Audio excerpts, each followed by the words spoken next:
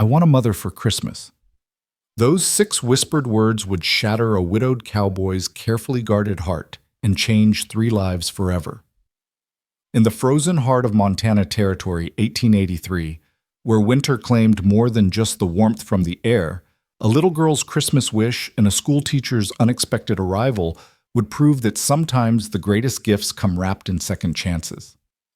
This is their story, a tale of loss, courage, and the kind of love that refuses to stay buried beneath the snow.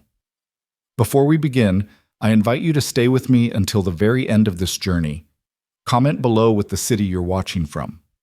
I love seeing how far these stories travel across the world. Now let's step back in time to a Christmas that changed everything. The wind cut through Montana Territory like a blade of ice, whipping across the main street of Redemption Creek, with the kind of cold that made a man's bones ache just thinking about it. Jonas Merrick pulled his daughter closer against his side as they walked toward the center of town, her small hand tucked firmly inside his leather-gloved one. Even through the thick wool of her coat, he could feel her trembling, though whether from cold or excitement, he couldn't say. "Papa, do you think he'll really be there?" Ellie's voice was muffled by the scarf wrapped around her face, but Jonas could hear the hope threaded through every word. "Santa doesn't miss the Christmas festival, sweetheart," Jonas replied, his breath forming white clouds in the December air. "Been coming to Redemption Creek since before you were born." It was one of the few things that hadn't changed, one of the few traditions Jonas still allowed himself to keep, even after everything else had been stripped away. The town square had transformed overnight into something almost magical. Lanterns hung from every storefront, their warm glow pushing back against the gathering dusk. The smell of roasted chestnuts and cinnamon drifted through the air, mixing with wood smoke from the bonfire that crackled in the center of the square. Children ran between their parents' legs, shrieking with laughter, their cheeks flushed red from the cold and their eyes bright with anticipation. Jonas felt the familiar tightness in his chest, the one that came every year when he saw families moving through the festival together, complete and whole. Mothers straightening their children's scarves, fathers hoisting little ones onto their shoulders. Couples walking arm in arm, their heads bent together in conversation. He pushed the feeling down, buried it deep where it couldn't reach him. This day wasn't about his own quiet grief. It was about Ellie, about giving her something to remember beyond the emptiness that had settled over their ranch house like a second winter. "There!" Ellie suddenly yanked on his hand, pointing toward the far end of the square where a makeshift throne had been erected on a raised platform. "There's Santa, Papa! I see him!"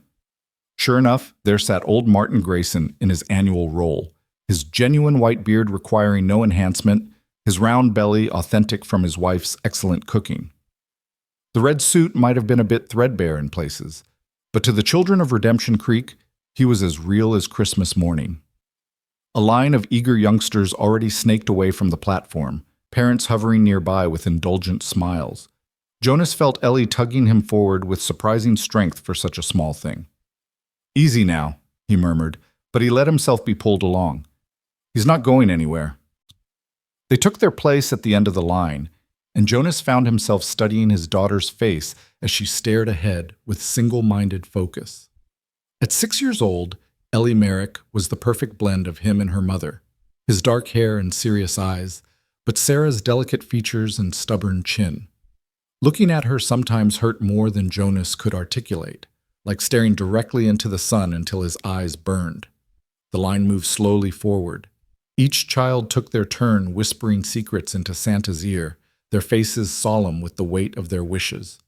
Jonas watched mothers and fathers exchange knowing glances, already mentally cataloging which requests could be fulfilled and which would require gentle explanation come Christmas morning. When it was finally Ellie's turn, she practically launched herself up the steps to the platform. Jonas started to follow, but she turned back with a look that stopped him in his tracks. "I need to talk to Santa by myself, Papa." But something in her voice, a maturity that shouldn't have belonged to a 6-year-old, made Jonas nod slowly. "All right, sweetheart, I'll be right here." He watched from the base of the platform as Ellie climbed onto Santa's lap with practiced ease. Martin Grayson's weathered face creased into a genuine smile as he looked down at her, one hand steadying her small frame. "Well, well, if it isn't Miss Ellie Merrick," the old man's voice carried clearly in the cold air. Have you been a good girl this year? Ellie nodded solemnly. I've tried real hard, Mr. Grayson. I mean, Santa. Jonas saw Martin's eyes twinkle with amusement. I'm sure you have, little one. Now, what can Santa bring you for Christmas? This was the moment Jonas had been both anticipating and dreading. The moment when Ellie would ask for something he couldn't give her, when the impossible would be requested with the absolute faith of childhood. He braced himself for the familiar requests. A doll, a pony, a music box like the one her mother used to have. But instead of speaking aloud, Ellie leaned close to Martin's ear, cupping her small hands around her mouth to create a private channel for her wish. Jonas saw her lips moving, saw the way her whole body seemed to lean into the secret she was sharing. And then he saw Martin Grayson's expression change. The old man's jovial smile faltered for just a moment. His eyes, sharp and knowing despite his years, flicked toward Jonas with something that looked uncomfortably like sympathy. Then he pulled back slightly to look at Ellie, and Jonas watched as Martin's gnarled hand came up to gently cup the child's cheek. That's a mighty big wish, sweetheart, Martin said softly, his voice barely carrying to where Jonas stood. But I'll tell you what, sometimes the very best gifts are the ones we don't see coming. You keep that heart of yours open, you hear me? Ellie nodded, her expression heartbreakingly serious. I will, Santa. I promise. When she climbed down and took Jonas's hand again, her face was unreadable, peaceful in a way that made Jonas's stomach clench with unease. Whatever she'd wished for, it clearly meant the world to her. What did you ask for, Ellie girl? Jonas tried to keep his voice casual as they moved away from the platform. It's a secret, Ellie replied, squeezing his hand. Santa says some wishes are private. Jonas opened his mouth to press further, then thought better of it. If she wanted to tell him, she would. That was how it had always been between them. He never forced her words, and she never held back when she was ready to share. They wandered through the festival, stopping to watch a puppet show near the general store and to listen to the church choir practice their Christmas hymns. Jonas bought Ellie a cup of hot cider and a gingerbread cookie shaped like a star, and for a while they simply stood near the bonfire, soaking in its warmth while the snow began to fall in earnest. It was as Jonas was finishing his own cup of cider that he noticed her. She stood near the entrance to the general store, a figure that seemed somehow separate from the bustle of the festival, despite being right in the middle of it. Tall and slender, wrapped in a deep green traveling coat that spoke of quality and care, she held herself with the kind of posture that suggested both confidence and caution. Her hair, a rich auburn that caught the lantern light, was pinned up beneath a practical hat, but a few rebellious strands had escaped to frame a face that was striking rather than conventionally pretty. But it was her eyes that caught Jonas's attention. Even from across the square, he could see they were sharp and assessing, taking in every detail of the town with the kind of careful observation that marked someone who'd learned to read situations quickly. They were the eyes of someone who'd seen things, perhaps more than she'd wanted to see. And then those eyes met his. The moment stretched between them, unexpected and somehow significant. Jonas felt something shift in his chest, not the tightness he'd grown accustomed to, but something else entirely, something that felt dangerously close to warmth. The woman held his gaze for a long moment, her expression unreadable. Then her lips curved into the smallest of smiles, polite, distant, but not unkind, before she turned and disappeared into the general store. Papa, who's that lady? Jonas looked down to find Ellie watching him with those two knowing eyes, her gingerbread cookie forgotten in her hand. I don't know, sweetheart. Jonas cleared his throat, unsettled by how much he wanted to know the answer to that question. Must be someone new in town. She's pretty, Ellie observed with the straightforward honesty of childhood. Don't you think she's pretty, Papa? I suppose, Jonas replied carefully, steering them away from the general store toward the other side of the square. Come on. I think Mrs. Henderson has those ribbon candies you like. But even as they walked, even as he listened to Ellie chatter about the puppet show and the carols, part of Jonas's attention remained fixed on that moment of connection, on sharp eyes and auburn hair and the kind of smile that suggested both intelligence and wariness. He told himself it meant nothing, that it was simply the surprise of seeing a new face in town, the natural curiosity any man would feel. He told himself that the flutter in his chest was just the cold air catching in his lungs. He told himself a lot of things that December evening, standing in the falling snow while his daughter hummed Christmas hymns and the town celebrated around them. But Jonas Merrick had never been particularly good at lying, especially to himself. The festival wound down as darkness settled fully over Redemption Creek. Families began drifting toward home, children drooping with exhaustion, parents carrying the smallest ones. Jonas and Ellie lingered near the bonfire, neither quite ready to return to the ranch house that would feel all the emptier after the warmth and noise of the celebration. "Papa? Do you think Mama can see us right now?" Ellie's question was matter of fact, without the tremor of tears that such questions had carried in the first year after Sarah's death. Jonas looked down at his daughter, at the firelight dancing across her serious little face, and chose his words carefully. "I think if there's any way she can, she is. And I think she's glad we came to the festival tonight." Ellie nodded, satisfied with this answer. Then she leaned her head against his side, and Jonas wrapped his arm around her small shoulders, holding her close. "I miss her," Ellie said softly. "But not as much as I used to. Is that bad?" "No, sweetheart." Jonas's voice was rough. "That's not bad. That's just life finding a way forward." They stood together in the firelight, father and daughter, two people learning to carry their grief while still making room for moments of joy. Around them, the last of the festival goers called out their good nights, their voices carrying clear in the cold air. Jonas was just about to suggest they head for home when the door of the general store opened again, and the woman in the green coat emerged.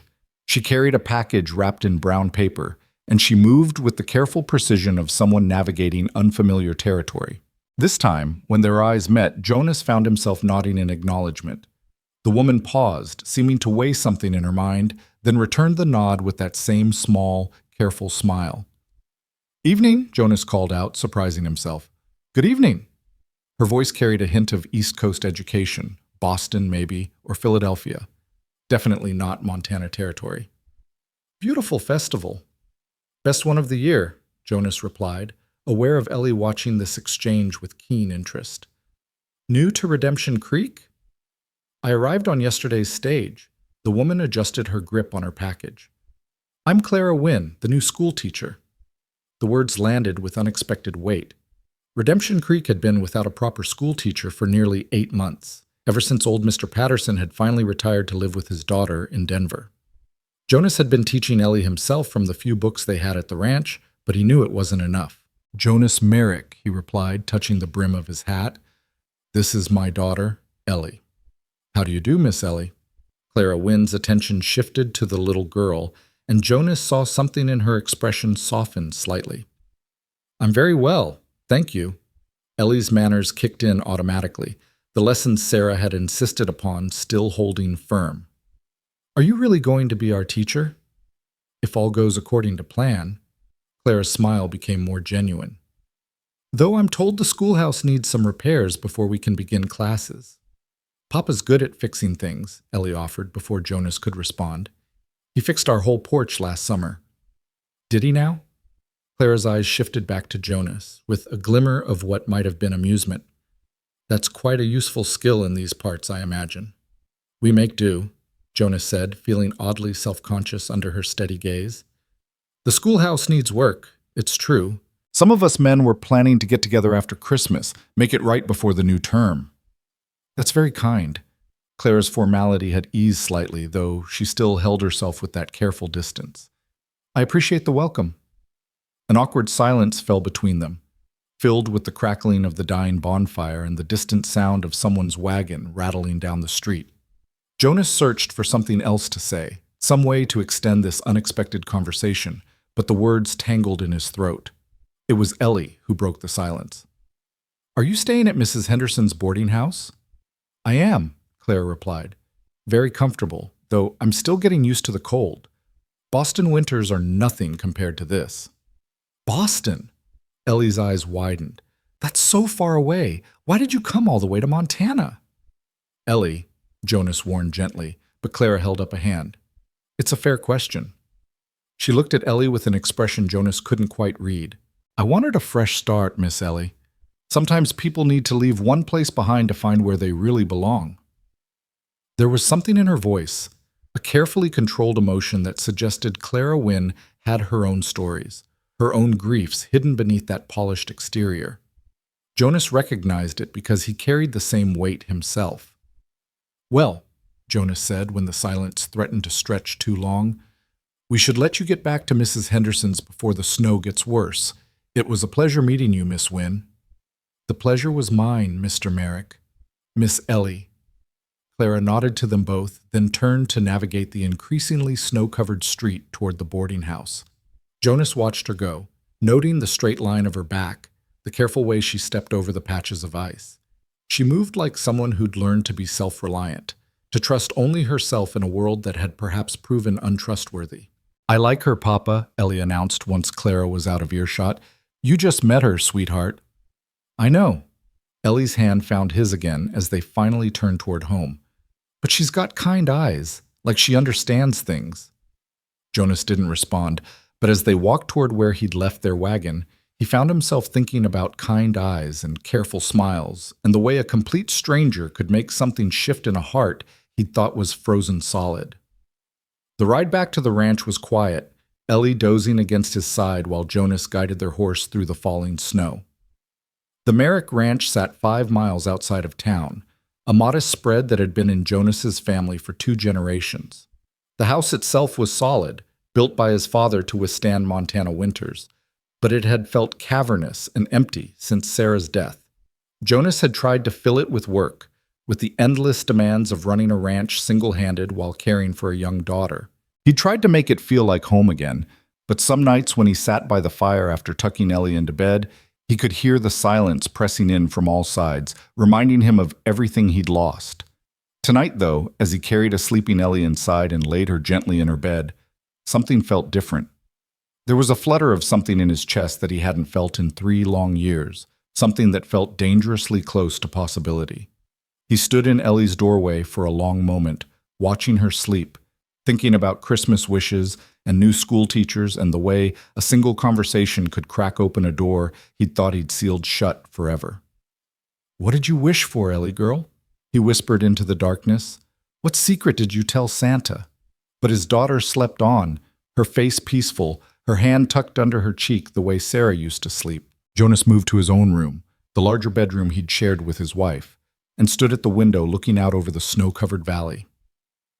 Somewhere out there, in the warm safety of Mrs. Henderson's boarding house, Clara Wynne was likely settling in for the night, unpacking her life in a strange new town. He wondered what had driven her here, what kind of fresh start she was seeking, what sorrows or disappointments had pushed her to travel halfway across the country to a rough Montana town where winters could kill and summers could parch.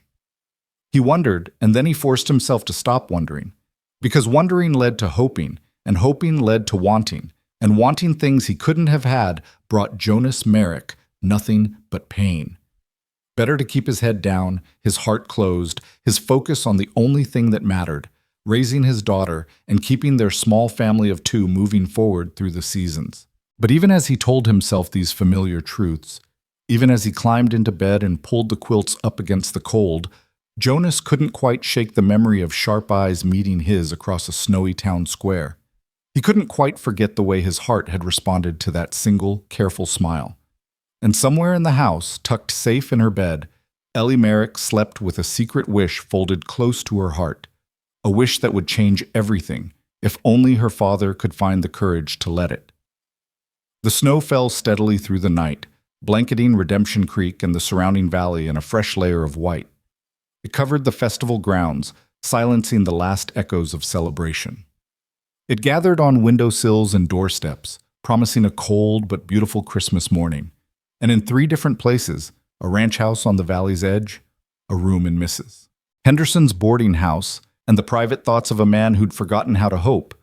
The seeds of something new had been planted, something that would grow despite the cold, something that would bloom despite the frost, something that started with a little girl's whispered wish and a stranger's careful smile in the falling snow. The morning after the Christmas festival dawned clear and brutally cold, the kind of cold that made every breath visible and turned the moisture in a man's beard to ice.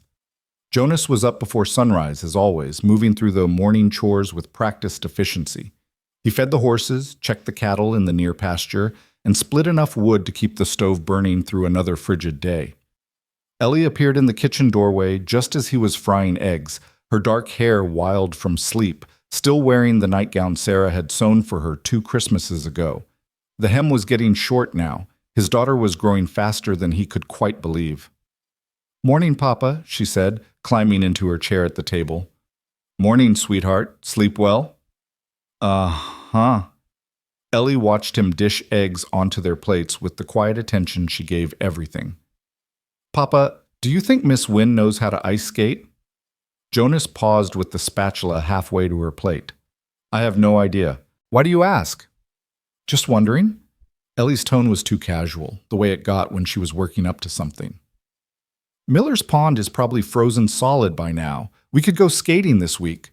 "We could," Jonas agreed carefully, setting her plate in front of her. "But what does that have to do with Miss Wynne?" "Nothing." Ellie picked up her fork with exaggerated innocence. "I just thought it would be nice to invite her, since she's new and probably doesn't know many people yet." Jonas sat down across from his daughter, studying her face. At 6 years old, she had a transparency that adults had long since learned to mask, but right now he could see the wheels turning behind those serious dark eyes. "Ellie, what's going on in that head of yours?" "Nothing, Papa. I just think we should be friendly. That's what Mama would have done, isn't it, when someone new came to town?" The invocation of Sarah was deliberate, and they both knew it. Jonas sighed, reaching for his coffee. "Yes, that's what your Mama would have done. But Miss Wynne is settling in. She probably has plenty to keep her busy without us underfoot." "We wouldn't be underfoot," Ellie protested. "We'd be helpful. You said the schoolhouse needs fixing, right? Maybe we could start on that this week instead of waiting until after Christmas." Jonas looked at his daughter over the rim of his coffee cup, recognizing the stubborn set of her jaw. That was pure Sarah, too. Once his wife had gotten an idea in her head, there was no shifting it until she'd seen it through. "Eat your breakfast," he said finally. "We'll see." It wasn't a yes, but it wasn't a no either, and Ellie's satisfied smile told him she knew exactly which way the wind was blowing. 3 days later, Jonas found himself driving the wagon back into Redemption Creek with a load of lumber and tools, Ellie bundled up beside him, chattering about everything and nothing. He told himself he was doing this purely for practical reasons. The schoolhouse did need repairs, and there was no sense waiting when the weather was clear enough to work. The fact that the new schoolteacher might appreciate the gesture was entirely secondary. He told himself that lie approximately 17 times on the drive into town. The schoolhouse sat on the north edge of Redemption Creek, a simple wooden structure that had seen better days. The roof sagged slightly in the middle. Several windows had cracks that would let in the winter wind, and the front steps were rotted through in places. Jonas pulled the wagon up alongside the building and set the brake, already mentally cataloging what needed to be done first. "Can I go find Miss Wynne, Papa?" Ellie was already climbing down before he could answer.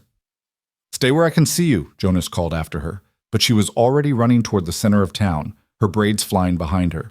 He shook his head and began unloading lumber, telling himself he was not disappointed that Clara Wynne hadn't happened to be at the schoolhouse already. Of course she wouldn't be. She had no way of knowing he'd be here, and she likely had her own business to attend to. Jonas had just started examining the rotted steps when he heard voices approaching.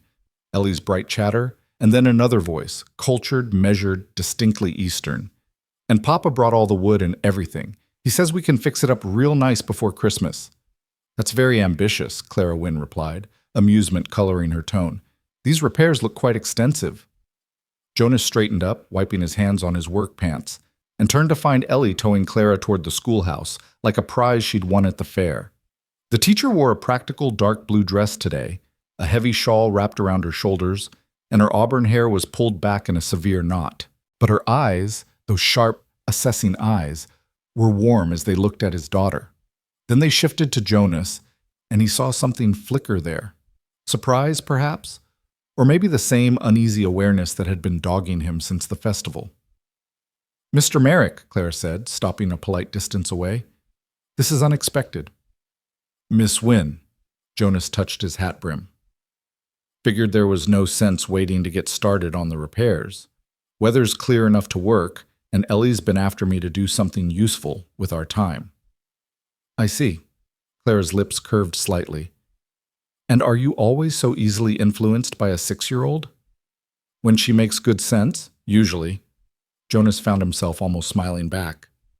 "Though I try not to let her know that." "Too late, Papa," Ellie announced cheerfully. "I already know," Clara laughed, a genuine sound that transformed her careful features into something almost luminous. Jonas felt that same flutter in his chest, that dangerous warmth that had no business being there. "Well then," Clara said, moving closer to examine the schoolhouse, "what's the damage?" For the next hour, Jonas walked her through what needed doing: the roof repairs, the window replacements, the complete reconstruction of the front steps. Clara listened with focused attention, asking intelligent questions about materials and timelines. She had clearly never swung a hammer in her life, but she understood structural problems with a precision that surprised him. "I apologize for the condition of the building," she said as they stood looking up at the sagging roofline. "In my correspondence with the town council, I was led to believe the schoolhouse was, well, less derelict." "It's been a hard few years," Jonas replied. "We lost Mr. Patterson, and folks have been scrambling just to keep their own places running. The school sort of fell through the cracks." "I understand." Clara's voice carried no judgment, only acceptance. "It happens everywhere, not just in Montana. People do the best they can with what they have." There was something in the way she said it, a weariness that spoke of personal experience. Jonas found himself curious again about what had brought her here, what she was running from, or running toward. "Miss Wynne, watch this," Ellie called from where she'd been exploring the schoolyard. She'd found a patch of ice and was sliding across it with abandon, her arms windmilling for balance. "Careful, sweetheart," Jonas called, but Clara was already moving toward his daughter with surprising speed. "Keep your knees bent," Clara instructed, demonstrating with her own posture. "And spread your arms out to the sides for better balance. Like this." To Jonas's amazement, Clara stepped onto the ice herself, gliding across it with practiced grace. Her severe expression had given way to something younger, lighter, as she spun in a small circle and came to a neat stop. "You can skate!" Ellie's face was pure delight. "I grew up near the Charles River," Clara replied, a bit breathlessly. "We skated every winter. I haven't done it in years, but I suppose it's like riding a bicycle. The body remembers." "Will you teach me to spin like that?" Ellie was already trying to mimic Clara's movements, with considerably less success. "If we can find you some proper skates, certainly." Clara offered her hand to steady Ellie. "Though I suspect the ponds here freeze quite a bit harder than the ones in Boston." Jonas watched them together, his serious daughter and this unexpected teacher, and felt something in his chest crack open just a fraction wider. He'd been so focused on keeping Ellie safe, on maintaining the tight circle of their grief, that he'd forgotten she needed more than just him. She needed other voices, other perspectives. She needed people who could teach her things he couldn't. She needed, though he was only beginning to admit it, a woman's influence in her life.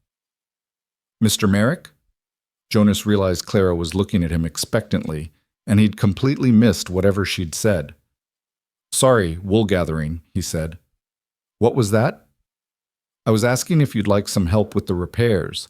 I can't hammer or saw, but I can hold things steady or hand you tools or whatever else might be useful." Jonas's first instinct was to refuse. He'd been working alone for 3 years now, had gotten good at managing everything himself. But something in Clara's expression stopped him. She wasn't offering out of pity or obligation. She was offering because she wanted to contribute, because sitting idle while others worked wasn't in her nature. "That'd be appreciated," Jonas heard himself say. "If you're sure you don't mind getting your dress dirty, Mr. Merrick, I just traveled 3 days on a stagecoach through December in Montana territory. I assure you my dress has survived worse than a little sawdust." They fell into an easy rhythm after that. Jonas worked on replacing the rotted steps while Clara held board steady and Ellie entertained herself exploring the schoolyard. They didn't talk much at first, both of them focused on the task at hand, but gradually conversation began to flow. "How long have you been ranching?" Clara asked, handing him another board. "All my life. My father built the place when he first came to Montana, passed it to me when I was 22. "That's young to take on such responsibility." Jonas shrugged, measuring the board before cutting. Not so young out here. Most folks grow up fast in the territory. Have to. Claire was quiet for a moment, holding the board steady while he hammered. Then she said, Ellie mentioned her mother passed away. I hope I'm not overstepping. The familiar tightness returned to Jonas's chest, but it wasn't as sharp as it usually was. Maybe because Clara's tone held no pity, only gentle acknowledgement. 3 years ago, fever took her in the spring. He focused on the hammering, on the precise placement of each nail. Ellie was only 3, barely remembers her now. I'm sorry. Clara's voice was soft. That must have been terribly difficult. It was. Jonas set down the hammer, testing the board's stability. Still is some days, but we manage. You do more than manage, Clara said. Ellie is a remarkable child. Well-mannered, curious, kind. That doesn't happen by accident. The compliment caught Jonas off guard, warming him in a way that had nothing to do with the physical work. She's a good girl. Takes after her mother in the ways that matter. They worked in companionable silence for a while longer, the sound of hammering punctuated by Ellie's occasional exclamations of discovery from the schoolyard. Jonas found himself hyper-aware of Clara's presence beside him. The efficient way she moved, the quick intelligence in her eyes as she anticipated what he'd need next, the faint scent of lavender that clung to her despite the cold. What about you? He asked, surprising himself. What brings a Boston schoolteacher to Montana territory? Clara's hand stilled on the board she was holding. For a moment, Jonas thought she wouldn't answer, that he'd overstepped the boundaries of their brief acquaintance. But then she spoke, her voice measured and controlled. I was engaged to be married. A lawyer in Boston, very respectable, very ambitious. She paused, and Jonas waited. I discovered 3 months before the wedding that he'd been courting another woman the entire time, someone with better family connections and a larger dowry.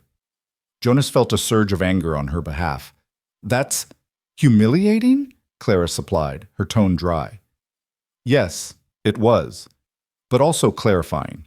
I realized I'd been living the life everyone expected of me, rather than the one I wanted. So I broke the engagement, sold what jewelry I had, and answered an advertisement for a teaching position in Montana. That took courage, Jonas said quietly, or desperation. Clara's smile was self-deprecating. I'm not sure which. Maybe both. Sometimes they're the same thing. Clara looked at him then, really looked at him, and Jonas felt the full force of her intelligence and perception. She saw more than most people, he realized. She understood things that didn't need to be spoken aloud. Yes, she said softly. Sometimes they are. The moment stretched between them, charged with an understanding that went deeper than their brief acquaintance should have allowed.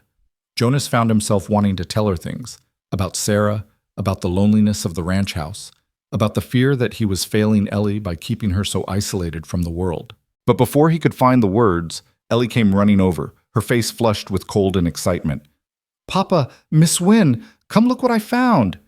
She dragged them to the far corner of the schoolyard where, half buried in snow and dead grass, an old swing set stood. The ropes were frayed and rotted, the seat itself cracked and dangerous, but Ellie looked at it like she'd discovered buried treasure. Can you fix it, Papa? Please? The school needs a swing. Jonas examined the structure, noting the rusted chains and unstable frame. It's pretty far gone, sweetheart. Might be better to build a new one come spring. I could help, Clara offered. My father had a swing in our garden when I was young. I remember how it was constructed. You want to help build a swing set? Jonas couldn't quite keep the surprise from his voice. Clara's chin came up slightly, a hint of defiance in her eyes. Is there a reason I shouldn't? No, I just... Jonas stopped, recognizing he was about to step in something he couldn't easily step out of. No reason at all. Spring it is, then. Ellie cheered, throwing her arms around both of them in an exuberant hug that caught Jonas and Clara equally off guard. For a moment they were frozen there, an accidental family tableau in the snow, before Ellie released them and ran off to explore something else. Clara stepped back quickly, a faint blush coloring her cheeks. I apologize. She's very enthusiastic. That's one word for it, Jonas agreed, his own face warm despite the cold. They returned to work on the steps, but something had shifted. The air between them felt charged now, full of possibilities neither of them was quite ready to acknowledge. Jonas found his awareness of her intensifying, the way she tucked a loose strand of hair behind her ear when she concentrated, the small crease that appeared between her eyebrows when she was thinking, the grace of her movements despite the awkwardness of the work. By the time the sun began its descent toward the horizon, they'd accomplished more than Jonas had hoped. The front steps were completely rebuilt, solid and safe. The worst of the window cracks had been temporarily sealed, and he'd assessed exactly what would be needed for the roof repairs. "We should head back before it gets full dark," Jonas said, gathering his tools. "These roads aren't safe once the sun goes down." "Of course." Clara brushed sawdust from her dress with limited success. "Thank you for doing this, Mr. Merrick. You didn't have to." "Jonas," he heard himself say, "we're going to be working together on this building for a while. Might as well be on first-name terms." Clara hesitated, then nodded. "Clara, then, and you're right. We'll be seeing quite a lot of each other, I suspect." The thought sent a warm flutter through Jonas's chest that he firmly told himself was nothing more than anticipation of getting the schoolhouse finished. He loaded Ellie into the wagon, but before he could climb up himself, Clara called out to him. "Jonas?" She stood in the schoolyard, wrapped in her shawl, looking somehow both vulnerable and strong in the fading light. "Would you—" "That is, Ellie mentioned something about ice skating on Miller's Pond." Jonas's heart did an unexpected somersault. "She did she? I hope she wasn't speaking out of turn, but I wondered if perhaps, if you were planning to go, if I might join you. I haven't skated in so long, and She trailed off, and for the first time since he'd met her, Clara looked uncertain. "I'm afraid I don't know many people yet, and the solitude is sometimes—" "We'd be glad to have you," Jonas interrupted before she could finish, before he could second-guess the invitation. "Day after tomorrow? Weather permitting?"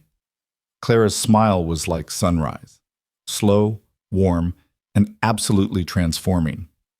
"I'd like that very much." As they drove away, Ellie pressed against his side despite the cold. Jonas found himself actually looking forward to something for the first time in 3 years, not just enduring the days as they came, but actually anticipating what lay ahead. "You like her, don't you, Papa?" Ellie's voice was muffled against his coat. "She seems like a fine teacher," Jonas replied carefully. "That's not what I meant." Jonas sighed, knowing there was no fooling his perceptive daughter. "She seems like a fine person, Ellie. That's all." But as they drove through the gathering darkness, passing houses with lamplight glowing warm in the windows, Jonas knew it was more than that. Clara Wynne had walked into his carefully controlled world and cracked something open, something he'd thought was sealed shut forever. The question was whether he had the courage to let it open further, or whether fear would win out the way it had for 3 long years. The day of the ice skating arrived clear and cold, the kind of perfect winter day that made Montana Territory look like something from a painting. Jonas spent the morning doing ranch work, trying not to think about the afternoon, trying not to examine too closely why his hands were unsteady as he hitched the horses to the wagon. Ellie had been up since dawn, too excited to sleep, pestering him about what time they were leaving and whether Miss Wynne would really come, and if she remembered how to skate after all these years. Jonas had finally sent her to polish the ice skates, the old ones that had been Sarah's and the small pair he'd carved for Ellie 2 winters ago, just to give her something to do besides asking questions he couldn't answer. They collected Clara from the boarding house at noon. She emerged wearing a dark red coat Jonas hadn't seen before, practical boots, and a wool hat that brought out the copper highlights in her auburn hair. She carried her own skates, good quality ones that had clearly seen many winters of use. "I wasn't sure they'd still fit," she confessed as Jonas helped her into the wagon. "I haven't worn them since before I left Boston." "Only one way to find out," Jonas replied, acutely conscious of how her hand felt in his, even through their gloves. Miller's Pond sat about 2 miles outside of town, a natural depression fed by a spring that created a perfect skating surface each winter. When they arrived, they found several other families already there, the Hendersons with their brood of 4, the Walkers, and old Dutch Schmidt, who came every winter to demonstrate the skating techniques he'd learned as a boy in Amsterdam. Ellie was out of the wagon before Jonas had fully stopped, calling greetings to the other children. Jonas helped Clara down, trying to ignore the way his pulse quickened at her nearness. "It's beautiful," Clara said, looking out at the frozen pond surrounded by snow-dusted pines, like something from a winter fairy tale. Wait until you're out on the ice, Jonas replied. Then it's less fairy tale and more survival. But Clara just laughed, that same genuine sound that transformed her whole face. I'll risk it. They laced up their skates on a fallen log at the pond's edge. Jonas's own skates were ancient, his father's originally, but still serviceable. He got Ellie settled first, making sure her small skates were tight enough to provide support, then helped Clara with a buckle that had frozen. There's a trick to these old ones, he said, working the stiff leather. You have to warm them first, Clara finished. I remember. My father taught me that. Their eyes met, and Jonas became suddenly aware of how close they were sitting, how his hands were still on her skate, how her face was tilted up toward his. He cleared his throat and stepped back. That should hold, he said, his voice rougher than intended. The ice was perfect, smooth and solid, with just enough texture to provide grip. Ellie took off immediately, her technique more enthusiasm than skill, but she stayed upright, and that was what mattered. Jonas glided out after her, his body remembering rhythms it hadn't practiced in years. And then Clara joined them, and Jonas forgot about everything else. She moved across the ice like music given form, graceful, confident, completely at home. She'd clearly been an accomplished skater in her youth, and muscle memory took over despite the years away. She swept past him in a wide arc, her coat flaring out behind her, her face alight with pure joy.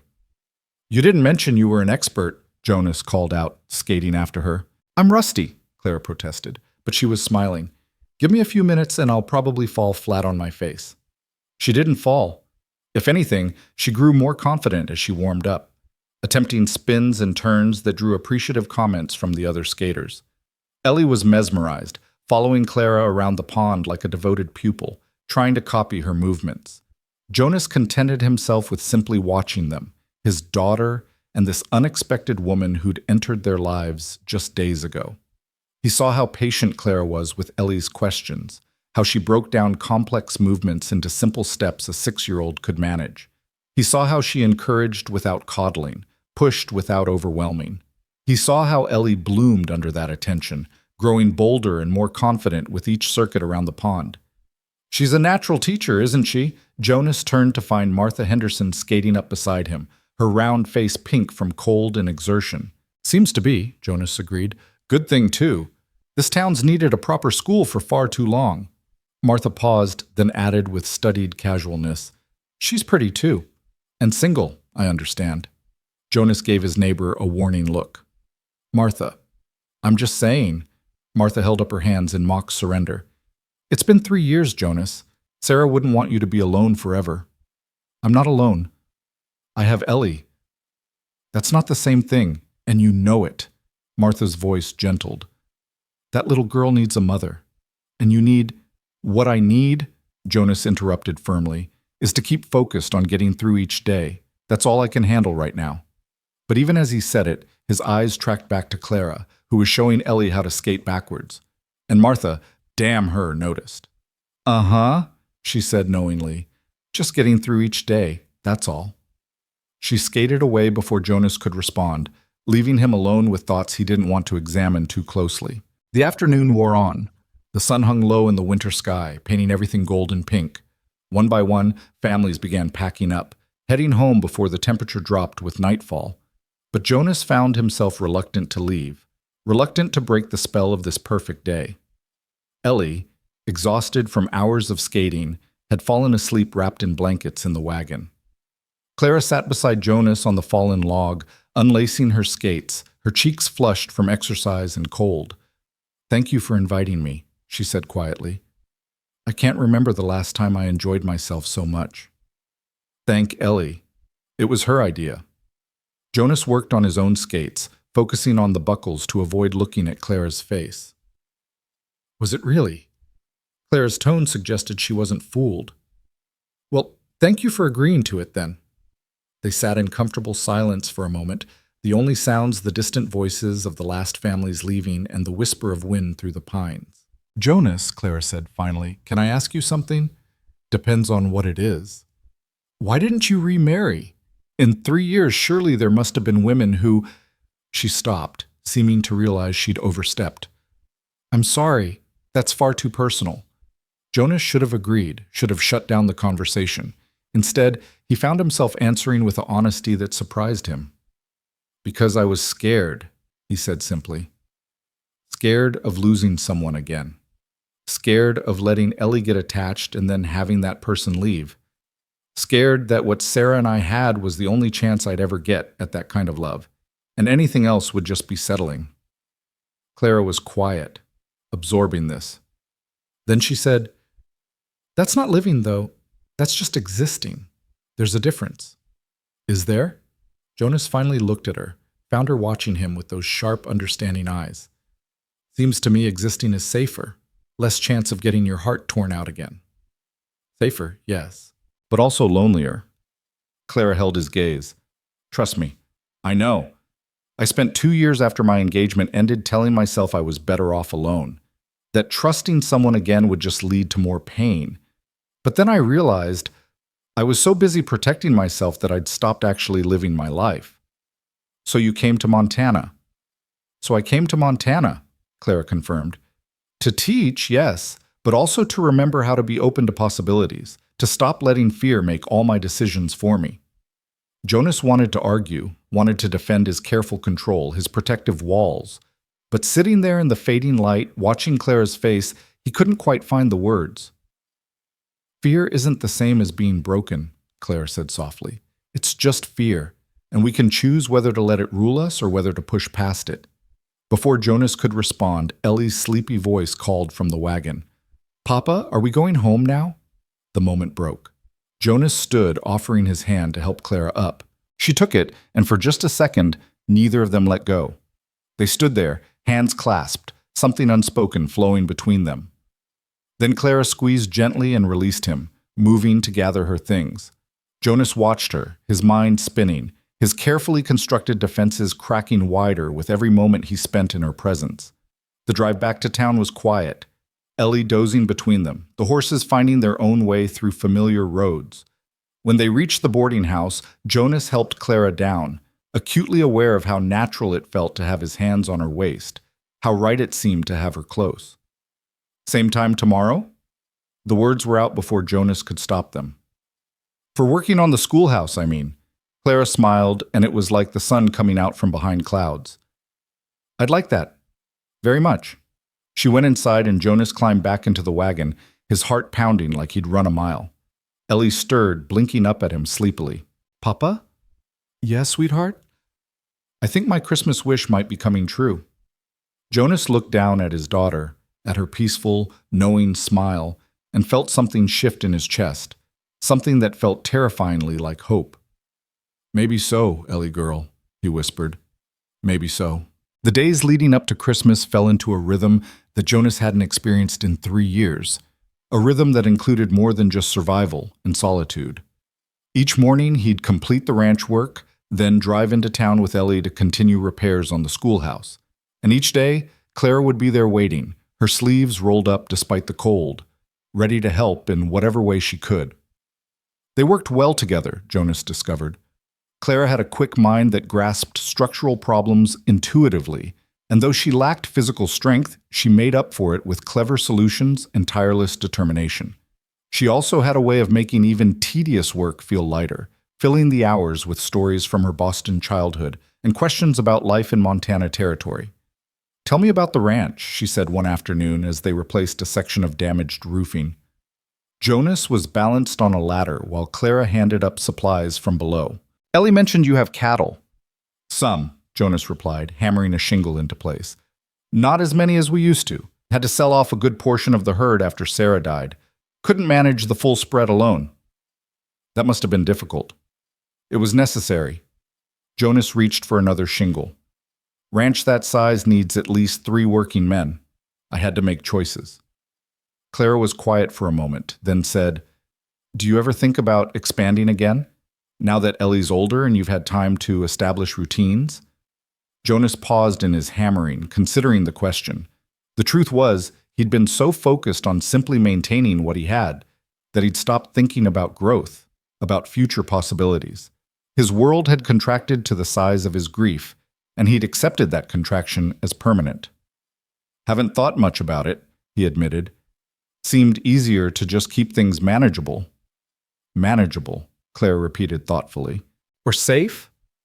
Jonas looked down at her, found her gazing up with that penetrating intelligence that seemed to see straight through his careful defenses. Maybe both. There's nothing wrong with being cautious, Clara said, but there's a difference between caution and just stopping, letting fear freeze you in place. You think that's what I've done? I think, Clara said carefully, that you've been protecting yourself and Ellie the best way you knew how. But I also think maybe it's time to consider whether those protections are still serving you or whether they're keeping you from living fully. Before Jonas could respond, Ellie came running around the corner of the schoolhouse, her face flushed with excitement. Papa! Miss Wynne! Mr. Henderson says there's a barn fire at the Peterson place. He's gathering men to help. Jonas was down the ladder in seconds, his heart pounding. Barn fires in winter were deadly serious, not just for the building but for any animals trapped inside, and for the surrounding structures that could catch if the wind was wrong. Stay with Miss Wynne, he ordered Ellie, already moving toward where he'd left the wagon. Jonas, wait. Clara caught his arm. How far is the Peterson place? About 3 miles west. Why? Take me with you. I can help. Jonas shook his head automatically. It's dangerous. The smoke alone. I'm not fragile, Clara interrupted, her voice firm. And an extra pair of hands could make a difference. You said yourself ranches like these need multiple people. Well, you have one available. Use her. Jonas looked at her, this Boston schoolteacher in her practical dress and determined expression, and made a split-second decision that went against every protective instinct he had. Get in the wagon. Ellie, go to Mrs. Henderson. Stay with her until I come back. They raced towards the Peterson ranch, Jonas pushing the horses harder than he normally would. Beside him, Clara gripped the wagon seat, her face pale but set with determination. In the distance, they could already see the smoke, a thick black column rising against the gray winter sky. Clara, Jonas said as they approached, when we get there, you do exactly what I say. No arguments. Understood? Understood. The scene at the Peterson ranch was controlled chaos. The barn was fully engulfed, flames shooting through the roof, the heat intense even from a distance. A bucket brigade had already formed from the well to the barn, though everyone knew it was futile. The building was lost. The goal now was to keep the fire from spreading to the house and other outbuildings. Jonas spotted Dave Peterson near the barn entrance, his face blackened with soot, and his heart sank. Dave was a good man, a hard worker, but he had a tendency to take foolish risks. The horses! Dave was shouting. There are still 3 horses inside. I can hear them. Jonas could hear them too, terrified whinnies cutting through the roar of the flames. Without thinking, he started toward the barn, but Clara grabbed his arm. Jonas, no! It's suicide! Those horses are worth more than everything else Dave owns put together. Without them, he can't work the ranch. He'll lose everything. Jonas looked at her, saw the fear in her eyes, and felt his heart crack a little wider. I have to try. He expected her to argue, to try to stop him. Instead, Clara's jaw set with determination. Then I'm coming with you. You'll need someone to lead the horses out while you free them. Absolutely not. We're wasting time arguing, Clara said, already moving toward the well. She soaked her shawl in water, wrapped it around her nose and mouth, then looked at him with eyes that blazed brighter than the fire. Are we doing this or not? Jonas had about 3 seconds to make a decision. He could waste precious time arguing with this stubborn, brave, impossibly courageous woman, or he could trust her to know her own capabilities. He chose trust. Stay low, he commanded, soaking his own bandana. The smoke rises. If it gets too thick, get out immediately. Don't be a hero. Says the man running into a burning barn, Clara shot back. But there was something in her voice, fear mixed with admiration, that made Jonas's chest tighten. They entered the barn together, crouching low as Jonas had instructed. The heat was overwhelming, the smoke thick and choking despite their makeshift masks. Jonas could barely see 3 feet in front of him, but he knew this barn's layout. He'd helped Dave build it 5 years ago. This way! He shouted over the roar of flames, grabbing Clara's hand to pull her toward the stalls. The horses were in the back corner, thank God, where the fire hadn't reached yet. but it was spreading fast, eating through the dry wood like kindling. Jonas could hear the structure groaning, could see flames licking across the ceiling beams. "We have maybe 2 minutes before this whole thing comes down," he shouted to Clara. The first horse, a gray mare, was wild with panic, her eyes rolling white. Jonas managed to get a rope around her neck, but she reared, nearly striking Clara with her hooves. "Easy, girl." Clara's voice cut through the chaos, surprisingly steady. She moved closer to the horse, one hand extended, speaking in low, soothing tones that Jonas could barely hear. "Easy now. We're here to help. That's it. Good girl." Impossibly, the mare began to calm. Clara kept talking, kept that hand extended, and the horse lowered her head, trembling but manageable. "Lead her out," Jonas commanded. "Straight through the main door. Don't stop for anything." Clara nodded and took the rope, moving with the mare toward the entrance. Jonas turned to the second horse, a young gelding who was kicking at his stall door with enough force to splinter the wood. A beam crashed down 10 feet away, sending up a shower of sparks. The gelding screamed, and Jonas knew he had seconds, maybe less. He threw open the stall door and dodged a flying hoof as the horse bolted past him toward the entrance. That left one more. Dave's best stallion, the one he used for breeding. Jonas could see him in the far stall, but between them, the fire had spread across the floor. There was no clear path. "Jonas!" Clara's voice behind him. She'd come back. "Get out of here. It's going to collapse. One more horse. Then move." Together they dodged through patches of flame, Clara staying low while Jonas shielded her as best he could with his body. They reached the stallion's stall just as another beam fell, this one close enough that Jonas felt the heat singe his coat. The stallion was the calmest of the three, strangely enough. Maybe he trusted humans more, or maybe he'd simply accepted his fate. Jonas got a rope around him easily, but when he tried to lead him out, the horse balked at the flames blocking their path. "He won't go through," Jonas shouted.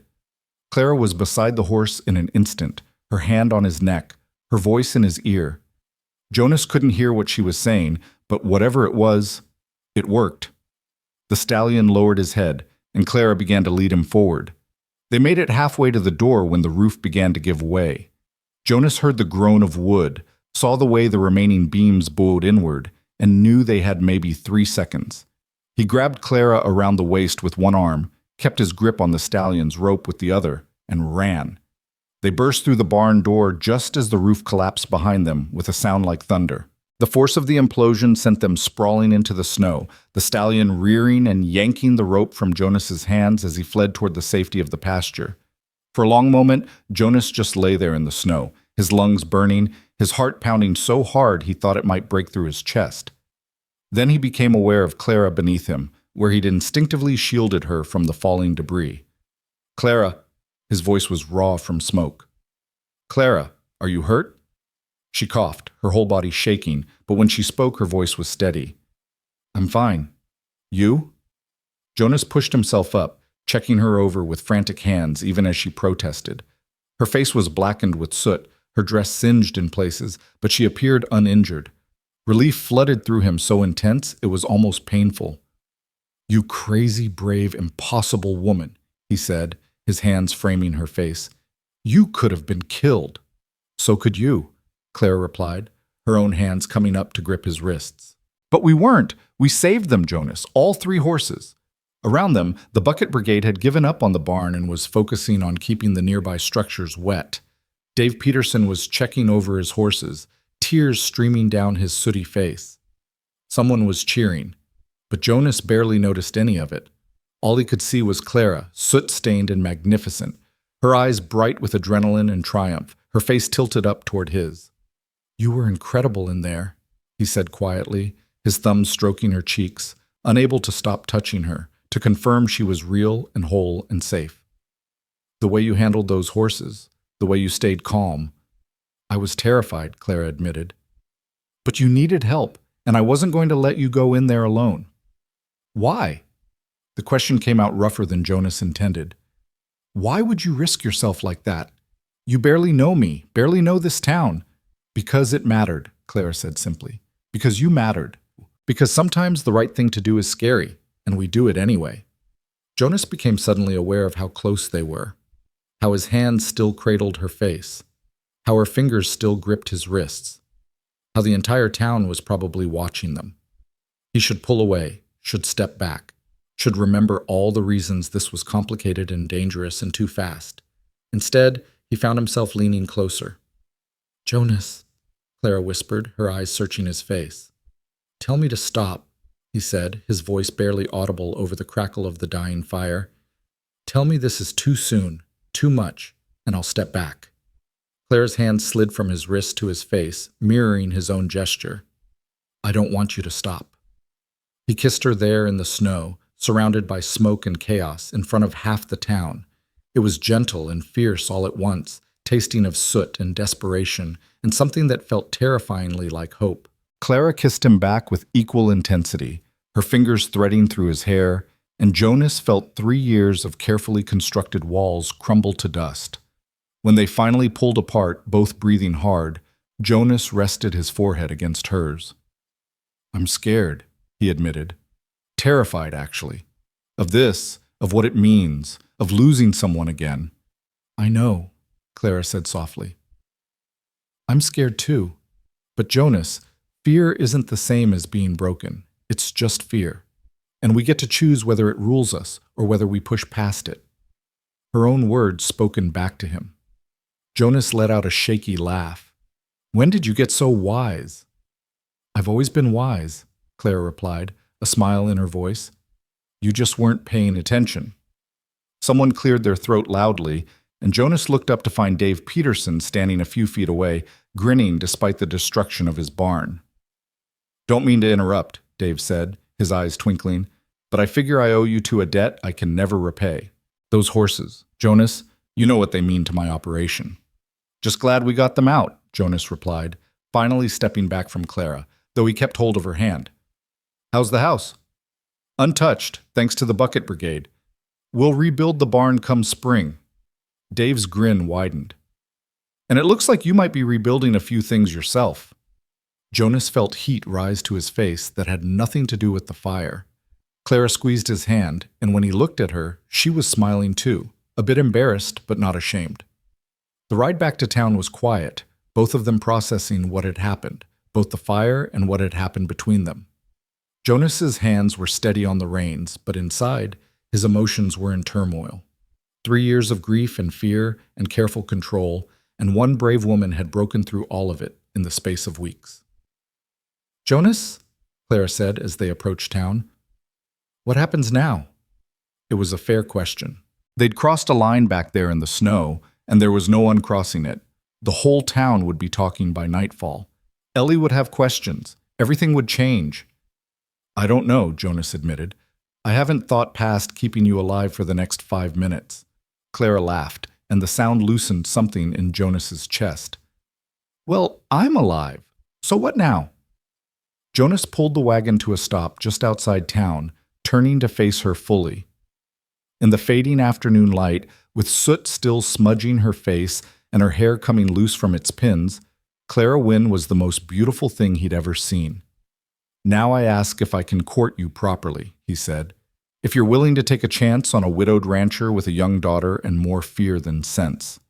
"I think," Clara said carefully, "that the question is whether you're willing to take a chance on a stubborn schoolteacher from Boston who has her own share of fears and complications." "Is that a yes?" Clara's smile was radiant. "That's a yes."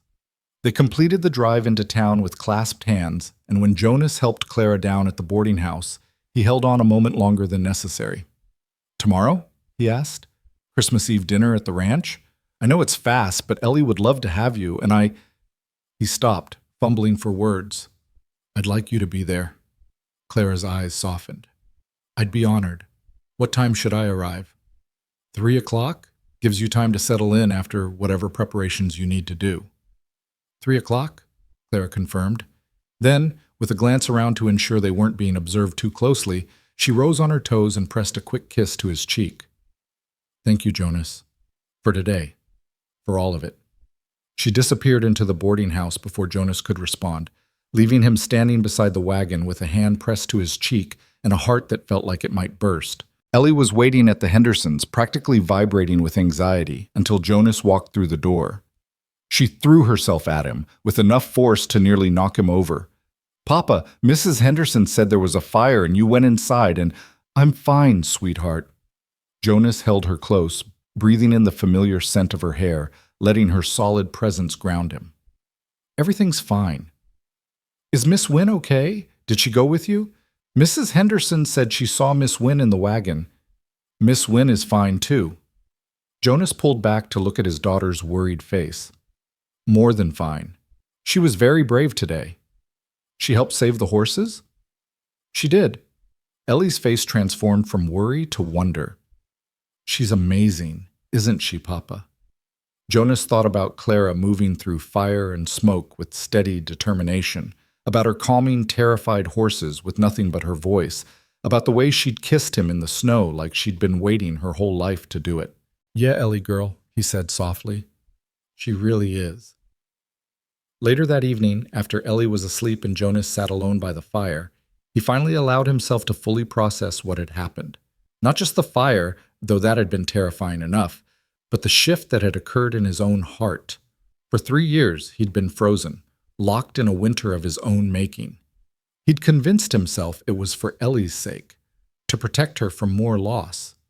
But sitting there in the firelight, Jonas could finally admit the truth.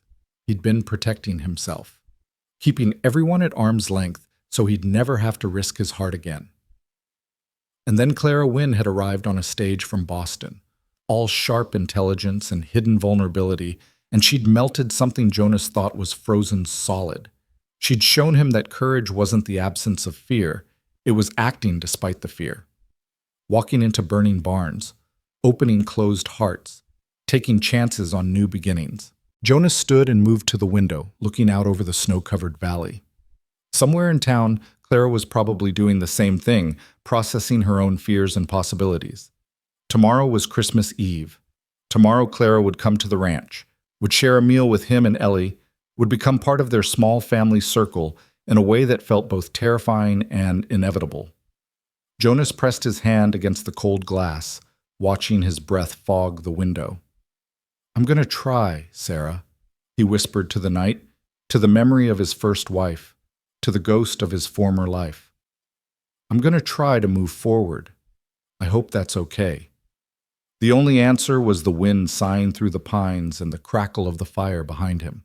But somehow, Jonas felt a sense of peace settle over him, as if Sarah herself was giving him permission to live again, to love again, to stop being afraid.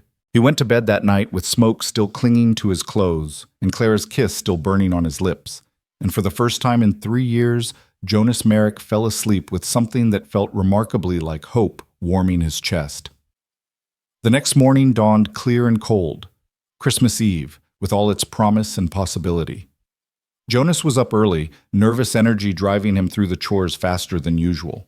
He wanted everything perfect for Clara's visit, wanted the house warm and welcoming, wanted Ellie on her best behavior, wanted... He stopped himself, recognizing the spiraling anxiety for what it was. Fear dressed up as preparation. He'd invited Clara for dinner, not asked her to marry him. There was no need to panic, except that somewhere deep inside, Jonas suspected this dinner was the beginning of something that would lead exactly there, to marriage, to family, to all the things he'd thought he'd lost forever. The thought should have terrified him. Instead, it filled him with a cautious, fragile joy. Ellie was beside herself with excitement, changing her dress 3 times before Jonas finally put his foot down. She insisted on baking cookies, a recipe Sarah had taught her years ago that somehow the child remembered, and the house filled with the scent of cinnamon and sugar. At precisely 3 o'clock, Jonas heard the sound of a wagon approaching. He looked out to see Clara driving herself in a small buggy borrowed from the boarding house, managing the horse with competent ease. She wore a deep blue dress that brought out the color of her eyes, and her hair was pinned up in an intricate style that must have taken significant effort. Jonas met her at the door, helping her down from the buggy, acutely aware of Ellie watching from the window with barely contained glee. "You look beautiful," he said, the words tumbling out before he could stop them. Clara blushed, pleasure brightening her face. "Thank you. You look quite handsome yourself." They stood there for a moment, suddenly awkward after yesterday's intensity, before Ellie burst through the door and wrapped herself around Clara's waist. "Miss Wynne, you came. I made cookies and Papa made roast chicken and we have everything ready. Clara laughed, returning the embrace. I wouldn't have missed it for anything, Ellie. The afternoon unfolded with an ease that surprised Jonas. Clara fit into their home as if she'd always been there, admiring Ellie's carefully set table, complimenting the decorations they'd hung, making conversation that flowed naturally between serious and light. She asked questions about the ranch, about their routines, about Ellie's interests, and she listened to the answers with genuine attention. Over dinner, they talked about everything and nothing. Clara's first impressions of Montana, Jonas's plans for expanding the herd next year, Ellie's hopes for the new school term. The conversation was punctuated by laughter and comfortable silences, the kind that only happened when people were genuinely at ease with each other. After the meal, Ellie convinced Clara to play a game by the fire while Jonas cleaned up. He could hear them through the open doorway, Ellie's bright chatter and Clara's patient responses, and something in his chest expanded until it almost hurt. This, he thought, this is what I've been missing. This is what Ellie needs, what we both need. When Ellie finally succumbed to exhaustion and Jonas carried her up to bed, she wrapped her arms around his neck and whispered, Papa, I really, really like Miss Wynne. Can she stay? She has to go back to the boarding house tonight, sweetheart. That's not what I mean. Ellie's eyes were serious, far too knowing for 6 years old. I mean, can she stay with us forever? Jonas's heart stuttered. Ellie, I asked Santa for a mother for Christmas, Ellie said, the words tumbling out in a rush. I know Mama's gone and she's not coming back, but Papa, you're so lonely and I want you to be happy again. And Miss Wynne makes you smile and she's so nice. And slow down, Jonas said gently, sitting on the edge of her bed. What exactly did you tell Santa? I told him I wanted a mother for Christmas, a real one who would stay with us and love us and make our family whole again. Ellie's eyes filled with tears. Is that bad? Is it bad that I want that when Mama's gone? Jonas pulled his daughter close, his own eyes burning. No, sweetheart, that's not bad at all. It's natural and normal and exactly what you should want. But can she stay? Can Miss Wynne be our new mama? Jonas struggled for words. That's complicated, Ellie. Miss Wynne and I, we're just getting to know each other. These things take time. But you like her, don't you? I saw you kiss her yesterday. Mrs. Henderson told me all about it. Of course she had. Jonas made a mental note to have words with Martha Henderson about discretion. I do like her, Jonas admitted, very much. But that doesn't mean... Ellie, I can't make you any promises right now, except that I'll try. I'll try to be open to possibilities, to not let fear rule me. Can that be enough? Ellie considered this seriously, then nodded. That's enough. For now. She settled into sleep with the easy adaptability of children, leaving Jonas to return downstairs where Clara waited by the fire.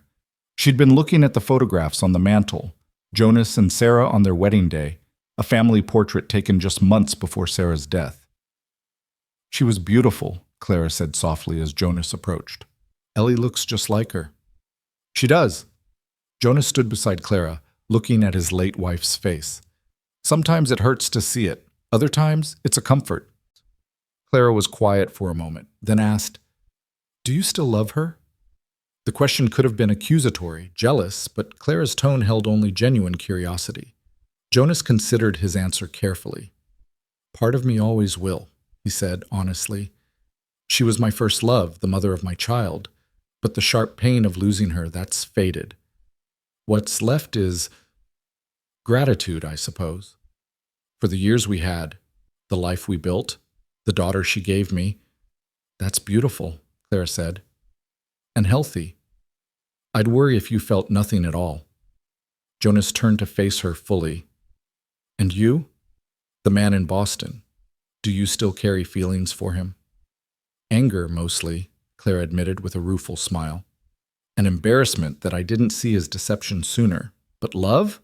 No. I'm not sure I ever truly loved him. I loved the idea of him, the life he represented. But the actual man? She shook her head. No. Jonas reached for her hand, threading their fingers together.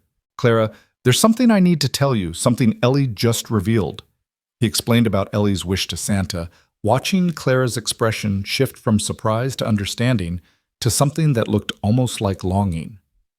"Oh, that sweet child," Clara whispered, "and what a burden to place on herself, thinking she's responsible for your happiness."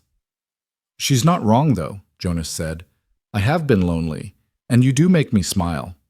And the idea of you becoming part of our family—" He stopped, suddenly vulnerable in a way that made his chest tight.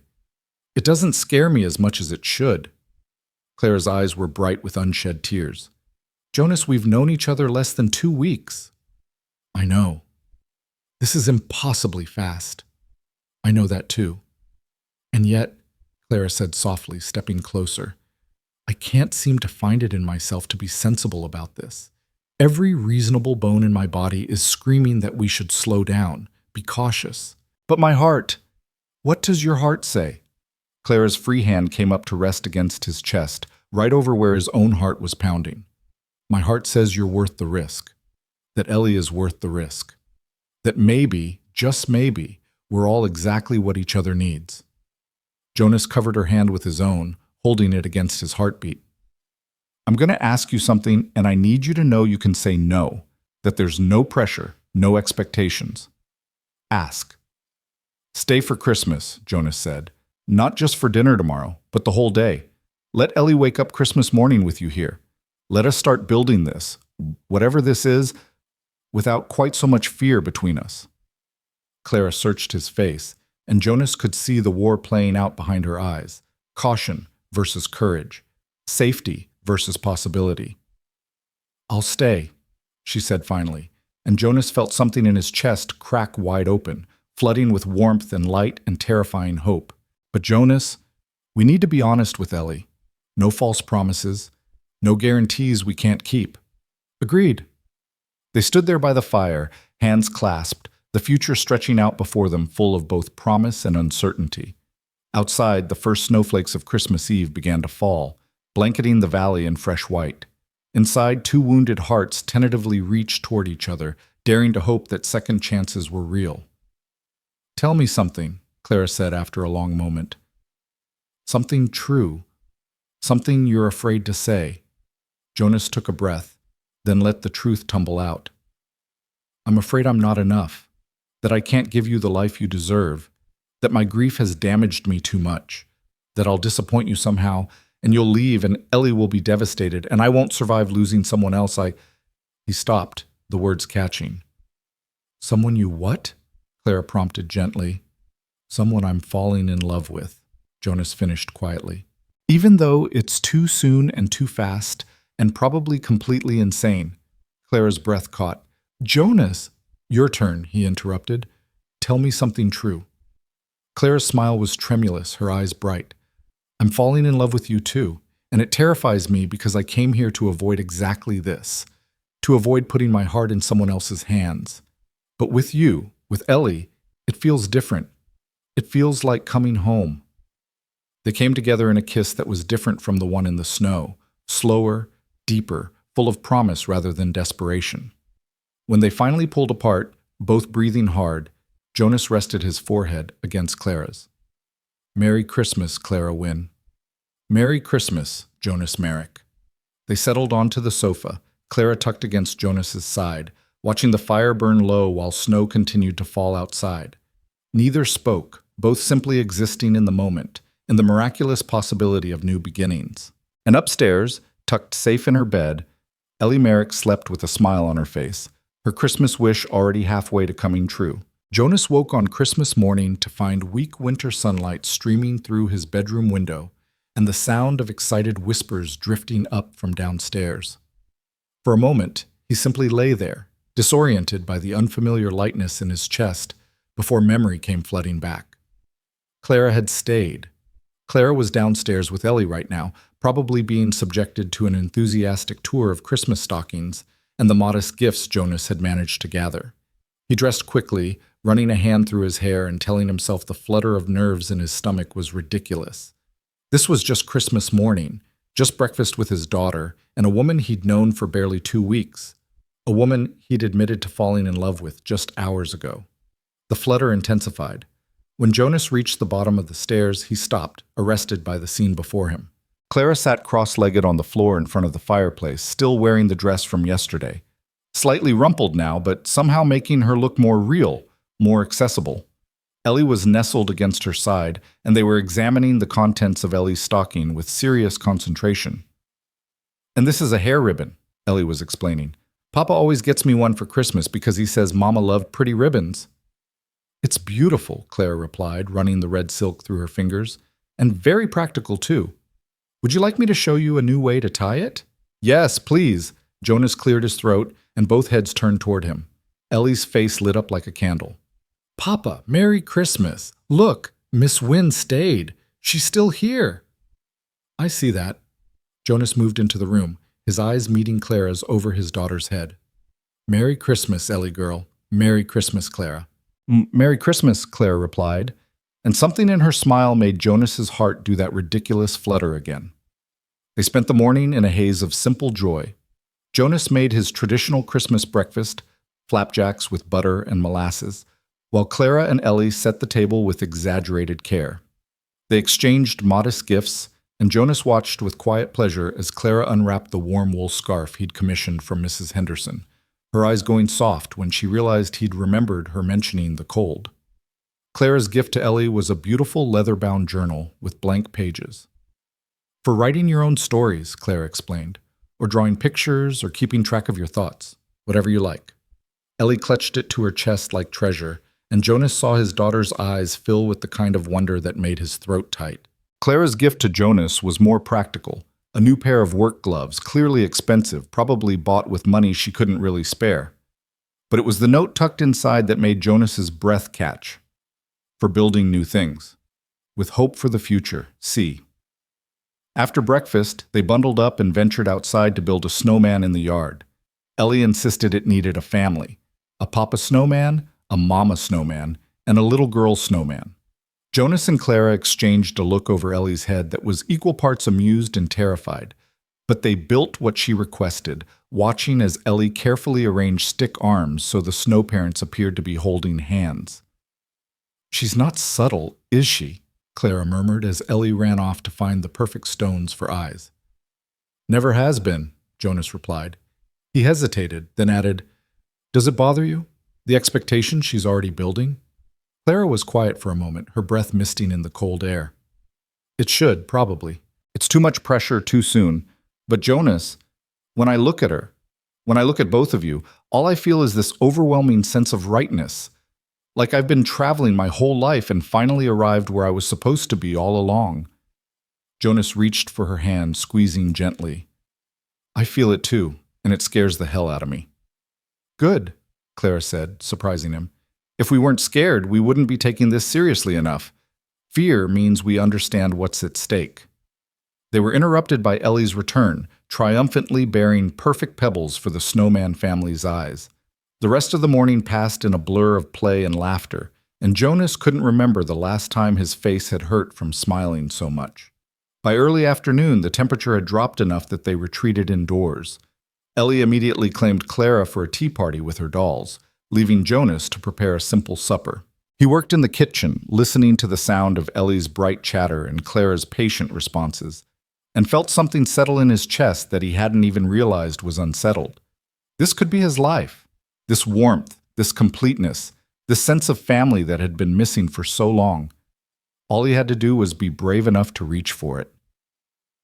As evening approached and the sky began to darken, Ellie's energy finally flagged. She curled up on the sofa between Jonas and Clara, fighting sleep with the stubbornness of a child who didn't want Christmas to end. "Tell me a story," she mumbled, her head resting against Clara's shoulder. "What kind of story?" Clara asked, stroking Ellie's hair with gentle fingers. "A princess story, but not a regular one. One where the princess is brave and saves people." Clara glanced at Jonas, a question in her eyes. He nodded encouragement, curious to hear what she'd create. "Once upon a time," Clara began, her voice taking on the cadence of a practiced storyteller, "there was a princess who lived in a tall tower in a faraway kingdom. But this princess wasn't waiting to be rescued. She was learning everything she could about the world, reading books, studying stars, practicing sword fighting when no one was watching." Ellie's eyes, which had been drooping, opened wider. "She knew how to fight?" She did, because this princess understood that sometimes you have to save yourself before anyone else can help you.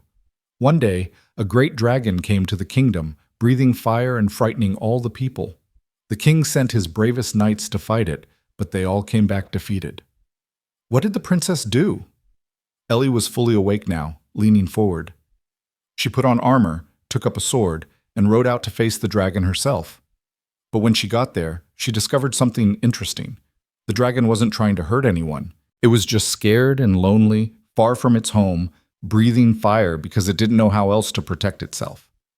Jonas found himself as captivated as Ellie, watching Clara's face as she wove the tale. So instead of fighting, Clara continued, the princess talked to the dragon.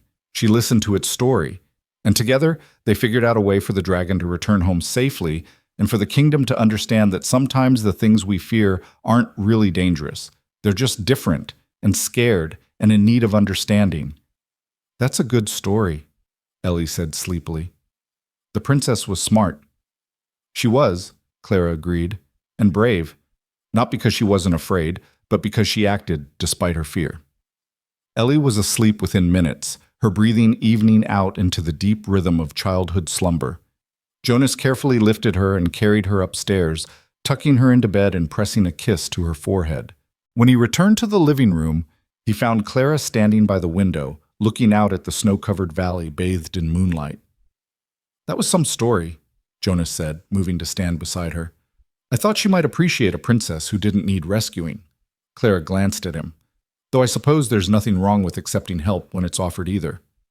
Is that what we're doing? Helping each other? I think so. Clara turned to face him fully. Jonas, we need to talk about what happens next. Christmas is over. Tomorrow I need to return to the boarding house, start preparing for the school term. Real life resumes. Jonas felt his stomach clench. Are you saying, Chit? I'm saying we need a plan, Clara interrupted gently. We can't exist in this bubble forever. People are already talking.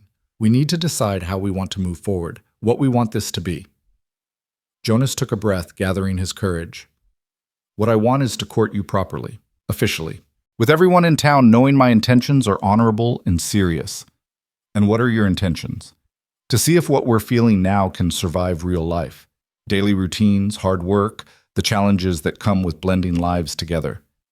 Jonas reached for her hands. And if it can, when it can, to ask you to marry me, to become part of this family, to help me raise Ellie and build a life that has room for all of us. Clara's eyes were bright with unshed tears. That's quite an intention. Too much? No. Clara squeezed his hands. Not too much. Terrifying, but not too much. Jonas, I need you to understand something. I'm not Sarah. I'll never be Sarah. I can't replace her, and I won't try. I'm not asking you to, Jonas said firmly. Sarah was my past. You're my future. They're not the same thing, and they don't need to be. And Ellie? She's already building expectations. What if we try this and it doesn't work? What if I'm not what she needs, or what you need, or… Jonas silenced her with a kiss, gentle and reassuring. When he pulled back, he kept his forehead resting against hers. What if it does work, he countered. What if you're exactly what we need, and we're exactly what you need? What if we stop being so afraid of failure that we don't even try? Clara let out a shaky laugh. When did you become the brave one? About the time I watched you walk into a burning barn without hesitation. Jonas pulled back enough to meet her eyes. You taught me something, Clara. You taught me that courage isn't the absence of fear. It's choosing to act despite it. So I'm choosing to act. I'm choosing to court you, to pursue this relationship, to see where it leads. The question is, are you willing to choose the same thing? For a long moment, Clara just looked at him, her sharp eyes searching his face for something Jonas hoped she'd find.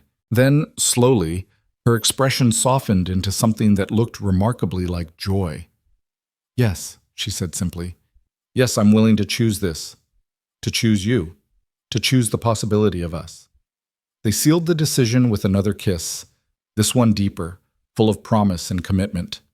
When they finally separated, both slightly breathless, Jonas felt lighter than he had in years. So Clara said, a hint of laughter in her voice. How exactly does one court properly in Montana territory? I'm afraid my Boston etiquette might not translate. Jonas grinned. Well, first I take you to church on Sunday with Ellie. Let the whole town see us sitting together. Then maybe Sunday supper with your landlady present as chaperone.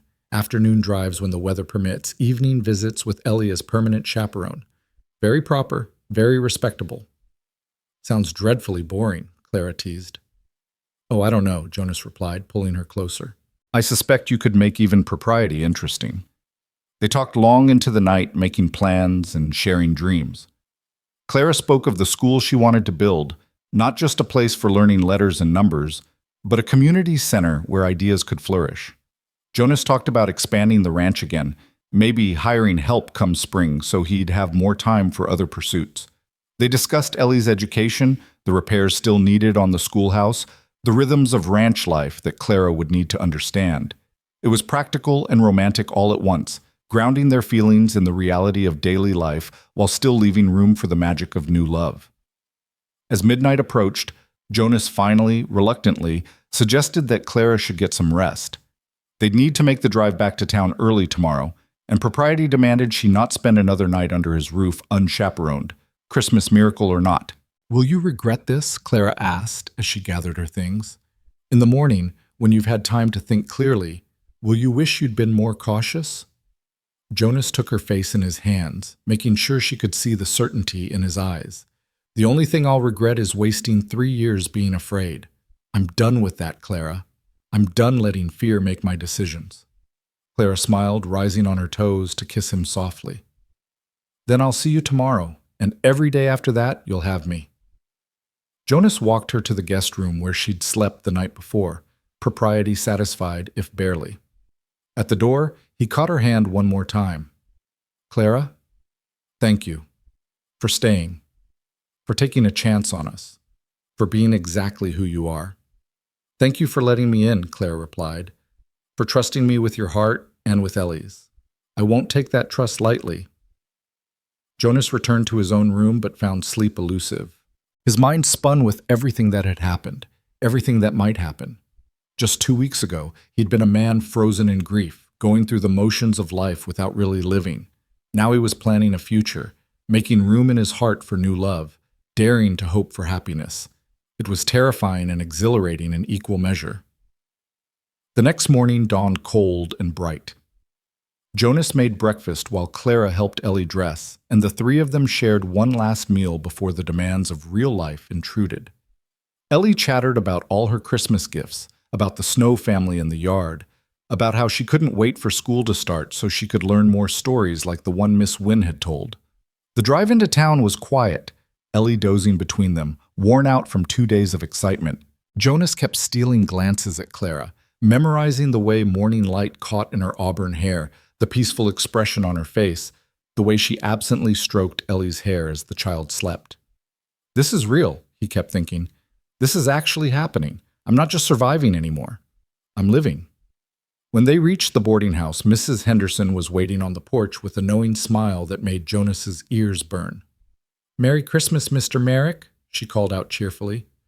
I trust Miss Wynne had a pleasant holiday? Very pleasant, thank you, Clara replied with admirable composure, though Jonas noticed the faint blush on her cheeks. The Merricks were most hospitable. I'm sure they were. Mrs. Henderson's eyes twinkled with barely suppressed amusement. Well, come inside, dear. I've kept your breakfast warm. Before Clara could step away, Jonas caught her hand. Tomorrow? I'll come by after church? Tomorrow, Clara confirmed, squeezing his fingers. Then with a glance at Mrs. Henderson and a decision that made Jonas's heart swell, she leaned up and kissed his cheek, in full view of her landlady and anyone else who might be watching. Thank you for everything, Jonas. I'll see you soon. She disappeared into the boarding house, leaving Jonas standing by the wagon with a sleeping Ellie and a heart so full he thought it might overflow. The weeks that followed fell into a rhythm that Jonas had never imagined could be his. Every day he'd complete the ranch work, then drive into town to continue repairs on the schoolhouse. Clara would be there waiting, and they'd work side by side while Ellie explored or practiced her letters in the journal Clara had given her. On Sundays, they attended church together, Jonas, Ellie, and Clara sitting in the Merrick family pew while the town watched with barely concealed interest. Afterwards, they'd have dinner at the boarding house with Mrs. Henderson playing chaperone, though the older woman had a convenient tendency to disappear when she deemed privacy appropriate. Jonas took Clara on afternoon drives when weather permitted, showing her the valley he'd lived in all his life, pointing out landmarks and sharing stories. Clara shared her own stories in return, about Boston, about her family, about the dreams she'd set aside when she'd tried to fit herself into someone else's expectations. "I always wanted to teach," she confessed one afternoon, as they sat overlooking the valley from a high ridge, "but my mother thought it was beneath me. She wanted me to marry well, to run a household, to be an ornament to some successful man's life. Teaching was supposed to be a hobby at best, not a vocation." "And the man you were engaged to?" Jonas asked. "Did he support your teaching?" Clara laughed bitterly. "He thought it was charming, like a child playing at being grown up.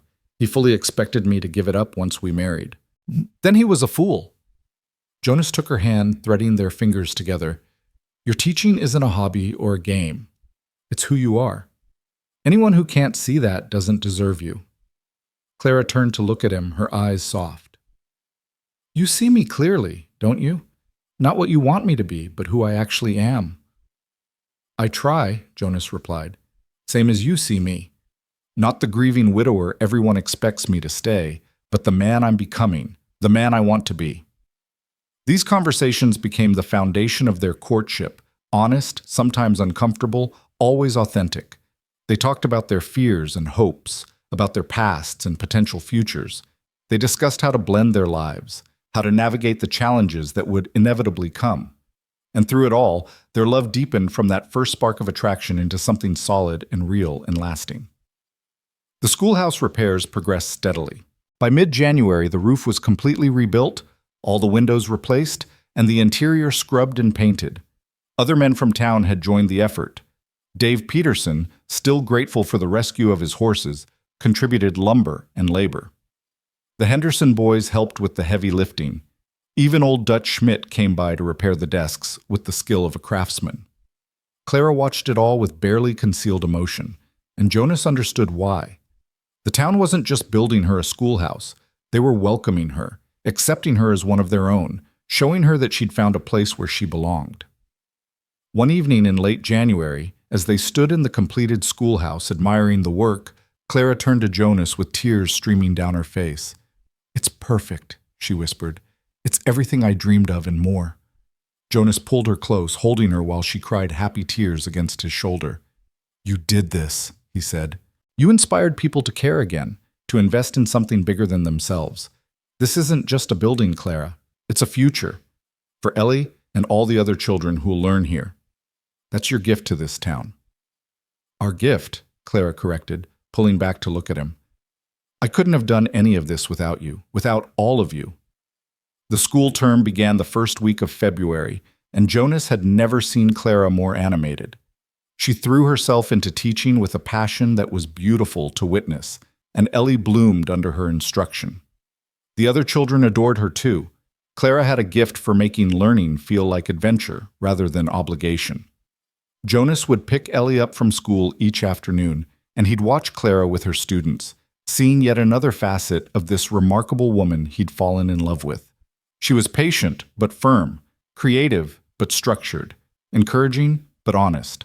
She saw each child as an individual and adapted her teaching to meet them where they were. "She's really something, isn't she?"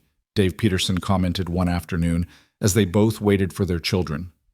"You're Clara." Jonas felt warmth bloom in his chest at the possessive. "She really is." "So when are you going to make it official?" Dave asked bluntly. "The whole town's waiting for you to ask her proper. You've been courting near on 2 months now. That's plenty long enough to know your own mind." Jonas knew Dave was right. He'd known for weeks that he wanted to marry Clara, wanted to build a life with her, wanted to wake up every morning with her beside him. The question wasn't whether to ask, but when and how. He wanted it to be special, meaningful, something Clara would remember for the rest of her life, and he had an idea of exactly how to do it. The next Sunday after church, Jonas approached Clara with studied casualness. "Would you like to go for a ride this afternoon? There's a place I want to show you." Clara smiled, that warm expression that still made his heart skip. "I'd love to. Should I bring Ellie?" "If you don't mind, Mrs. Henderson offered to keep her for the afternoon. Seems she's teaching Ellie to knit." Something flickered in Clara's eyes. Awareness, perhaps, that this invitation was different somehow. "All right then. Just the two of us." Jonas picked her up at 2 o'clock, and they drove out of town toward the high ridge that overlooked the valley. It was the same place he'd brought her weeks ago, but today felt different. The late winter sun was warm despite the cold air, and the valley spread below them like a patchwork quilt of white and brown. Jonas helped Clara down from the wagon, then led her to the edge of the ridge where the view was most spectacular. "This is my favorite place in the world," he said quietly. "My father brought me here when I was a boy and told me that someday all of this would be mine to protect and preserve. When I married Sarah, I brought her here and made the same promise, that I'd build a life worth living in this valley, a legacy worth passing to our children." Clara listened silently, her hand in his, waiting. "After Sarah died, I didn't come here for 3 years, Jonas continued. Couldn't bear it. This place represented the future, and I'd convinced myself I didn't have one anymore. Just an endless present to endure." "But you came back," Clara said softly. "I did, with you. And for the first time since losing Sarah, I could see a future again. Not the one I'd planned with her, but a different one. Just as real, just as valuable." Jonas turned to face Clara fully, taking both her hands in his. "Clara, you've given me back my life. You've shown me how to be brave again, how to hope again. You've helped me see that having loved and lost doesn't mean I can't love again." Clara's eyes were bright with tears. "Jonas, let me finish," he interrupted gently. "I know it's only been 2 months. I know by Boston standards that's impossibly fast. But out here, we live by different rules. We trust our hearts because life's too short and too hard not to.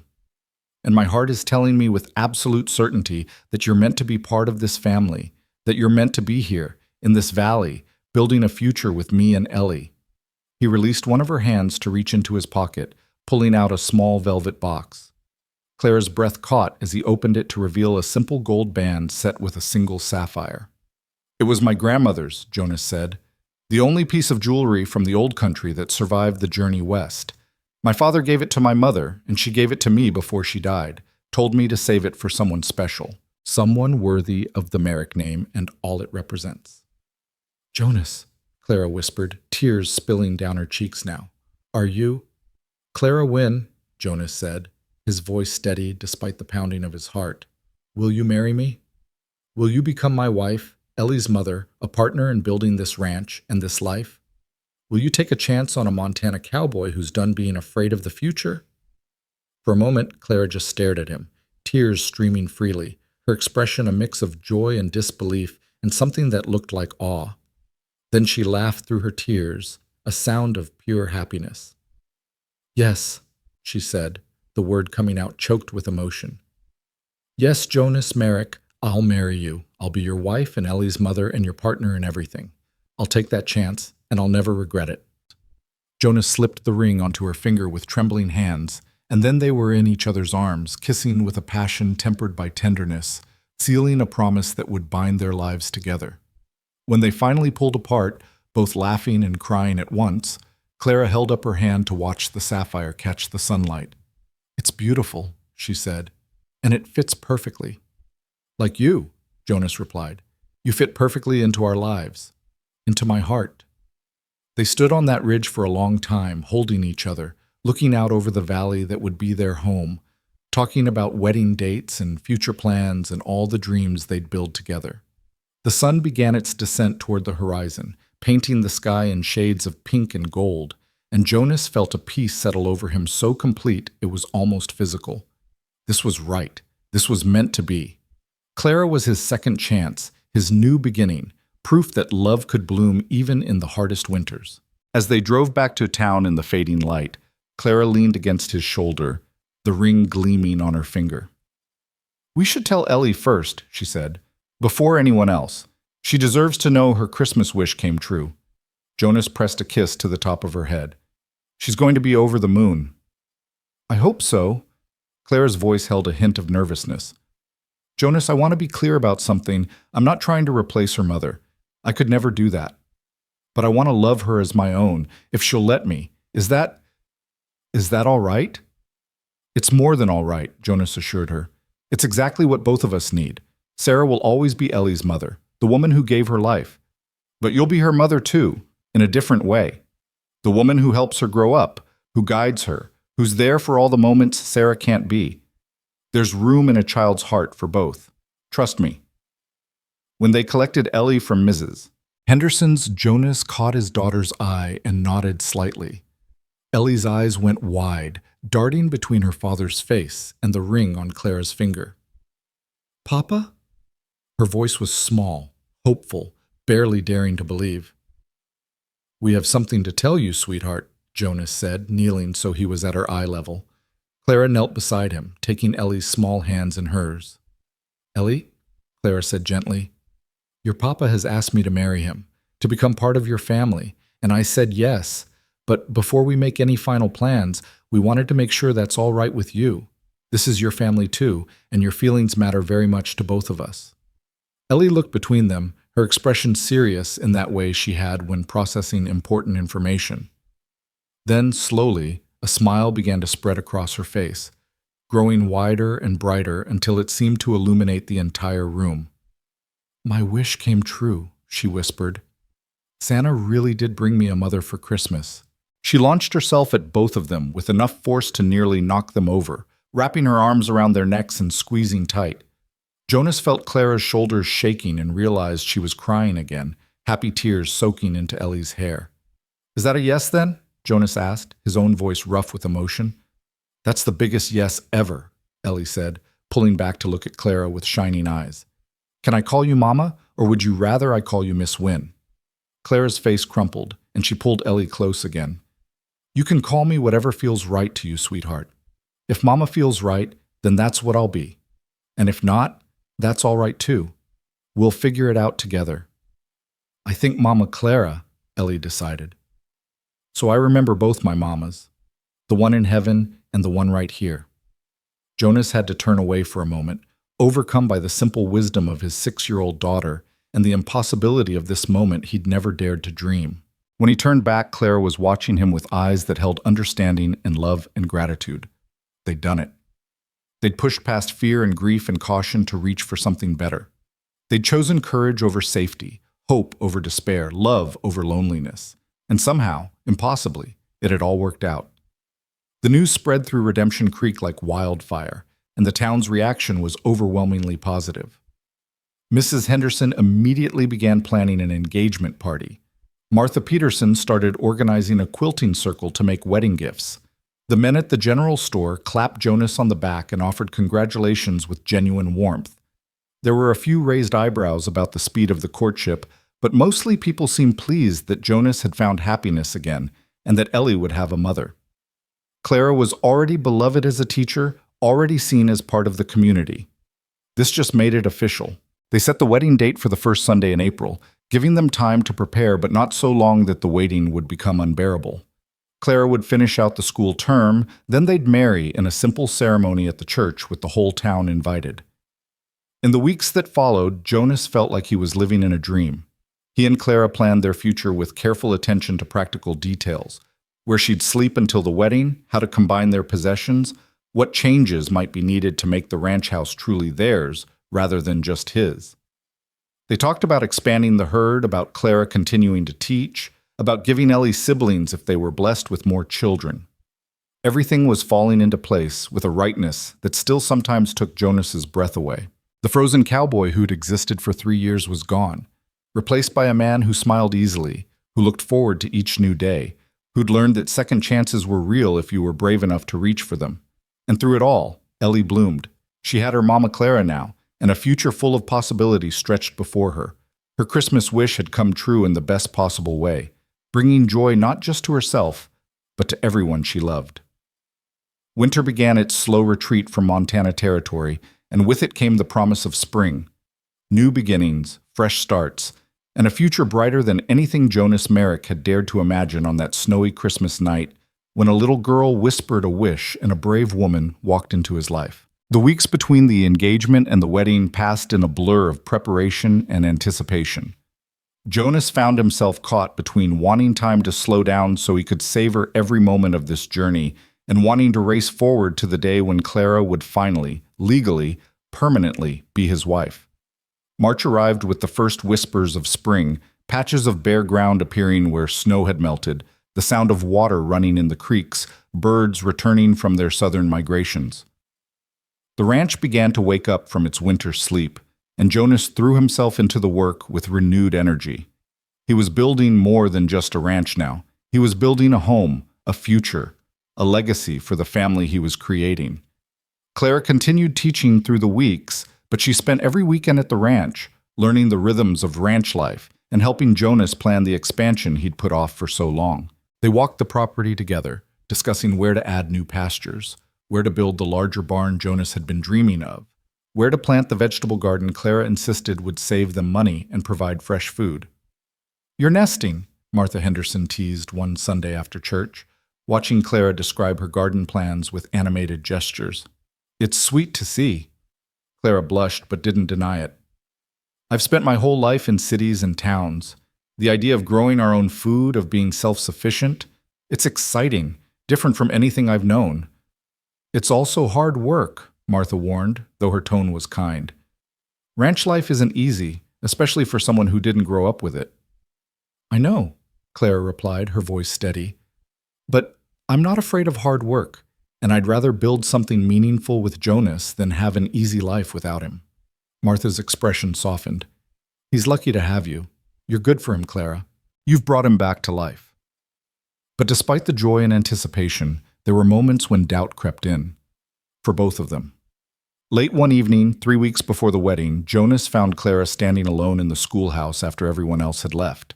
She was staring at the empty desks with an expression he couldn't quite read. "Clara?" He approached carefully. "What's wrong?" She turned, and he saw tears on her cheeks. "I'm scared," she admitted. "What if I'm not good enough? What if I can't adapt to ranch life? What if I fail Ellie, or fail you, or—" Jonas crossed the room and pulled her into his arms, holding her while she trembled.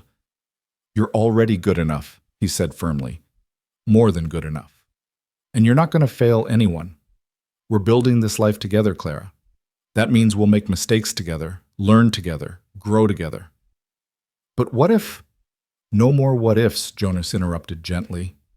"We could what if ourselves into paralysis. What if the ranch fails? What if one of us gets sick? What if 100 different disasters strike? We can't live our lives preparing for every possible catastrophe. We just have to trust that we'll face whatever comes together." Clara pulled back to look at him, her eyes searching his face. "You're sure about this? About me? No doubts at all?" "I have doubts," Jonas admitted, surprising her. "I doubt whether I'll be a good enough husband, whether I can make you happy in this isolated place, whether I'm selfish for asking you to give up the wider world for life on a Montana ranch. But Clara, the one thing I don't doubt is that I love you, that you're meant to be here with us. That's the bedrock truth everything else is built on." Clara's arms came around his waist, holding tight. "I love you too, so much it terrifies me. I never thought I'd feel this way about anyone." They stood there in the empty schoolhouse, holding each other while the last light faded from the windows. It wasn't the first time they'd comforted each other through moments of doubt, and Jonas suspected it wouldn't be the last. But that was part of building a life together, being honest about fears while not letting those fears win. The following week brought a different kind of challenge. Jonas was in town picking up supplies when he overheard 2 women talking outside the general store. He wasn't intentionally eavesdropping, but their voices carried clearly. "I still say it's too fast," one woman, Mrs. Pritchard, the banker's wife, was saying. 2 months of courting and then straight to marriage? What's the rush?" "Maybe there is a rush, if you know what I mean," the other woman replied with a knowing tone. Jonas felt his jaw clench, anger rising hot and fast. He started to turn toward them, ready to defend Clara's honor, when a hand caught his arm. "Don't." Clara had appeared beside him, her face pale but composed. "It's not worth it. They're implying—" "I know what they're implying," Clara said quietly. "And it doesn't matter. We know the truth. The people who matter know the truth. Let them talk. But Jonas could see the hurt in her eyes, could see how the gossip wounded her despite her brave words. That night, after Ellie was asleep, he brought it up again. I should have said something, he said, pacing the kitchen while Clara sat at the table. I should have defended you. And made it worse? Clara shook her head. Jonas, there will always be gossips, always people who judge without knowing the full story. We can't control what they say or think. We can only control how we respond. It's not fair to you. Life rarely is, Clara replied with a sad smile. But I didn't come to Montana expecting fair. I came looking for a fresh start, for a place where I could build something meaningful. And I found it. I found you. A few mean-spirited gossips aren't going to change that. Jonas knelt beside her chair, taking her hands. You're stronger than I am. I've had more practice ignoring gossip, Clara said.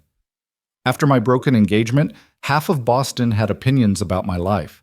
I learned that the only opinion that matters is my own, and the opinions of people I love and respect. Everyone else is just noise. Her strength humbled him, reminded him why he'd fallen in love with her in the first place. Clara wasn't fragile despite her refined exterior. She was steel wrapped in silk, capable of withstanding whatever storms came her way. The incident did have one positive outcome, however. The next Sunday at church, Reverend Matthews gave a sermon on judgment and compassion that was clearly directed at the town gossips. He spoke about how Jesus associated with sinners and outcasts, how he reserved his harshest words for those who judged others while ignoring their own faults. Love is always worthy of celebration, the Reverend said, his eyes sweeping the congregation. When two good people find each other and choose to build a life together, that's a blessing. The timeline doesn't matter. The appearances don't matter. What matters is the commitment, the integrity, the genuine care they show for each other and for the community they're part of. Jonas felt Clara's hand find his, squeezing gently.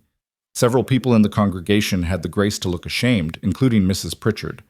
After the service, a line of townsfolk approached them with apologies and well wishes.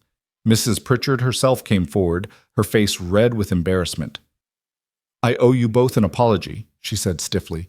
I spoke without thinking, repeated rumors without considering the harm they could cause. You're both good people, and I'm truly happy for you. Clara accepted the apology with grace, and Jonas marveled again at her capacity for forgiveness. She could have been cold, could have held the grudge. Instead, she chose kindness. As April approached, the final wedding preparations intensified.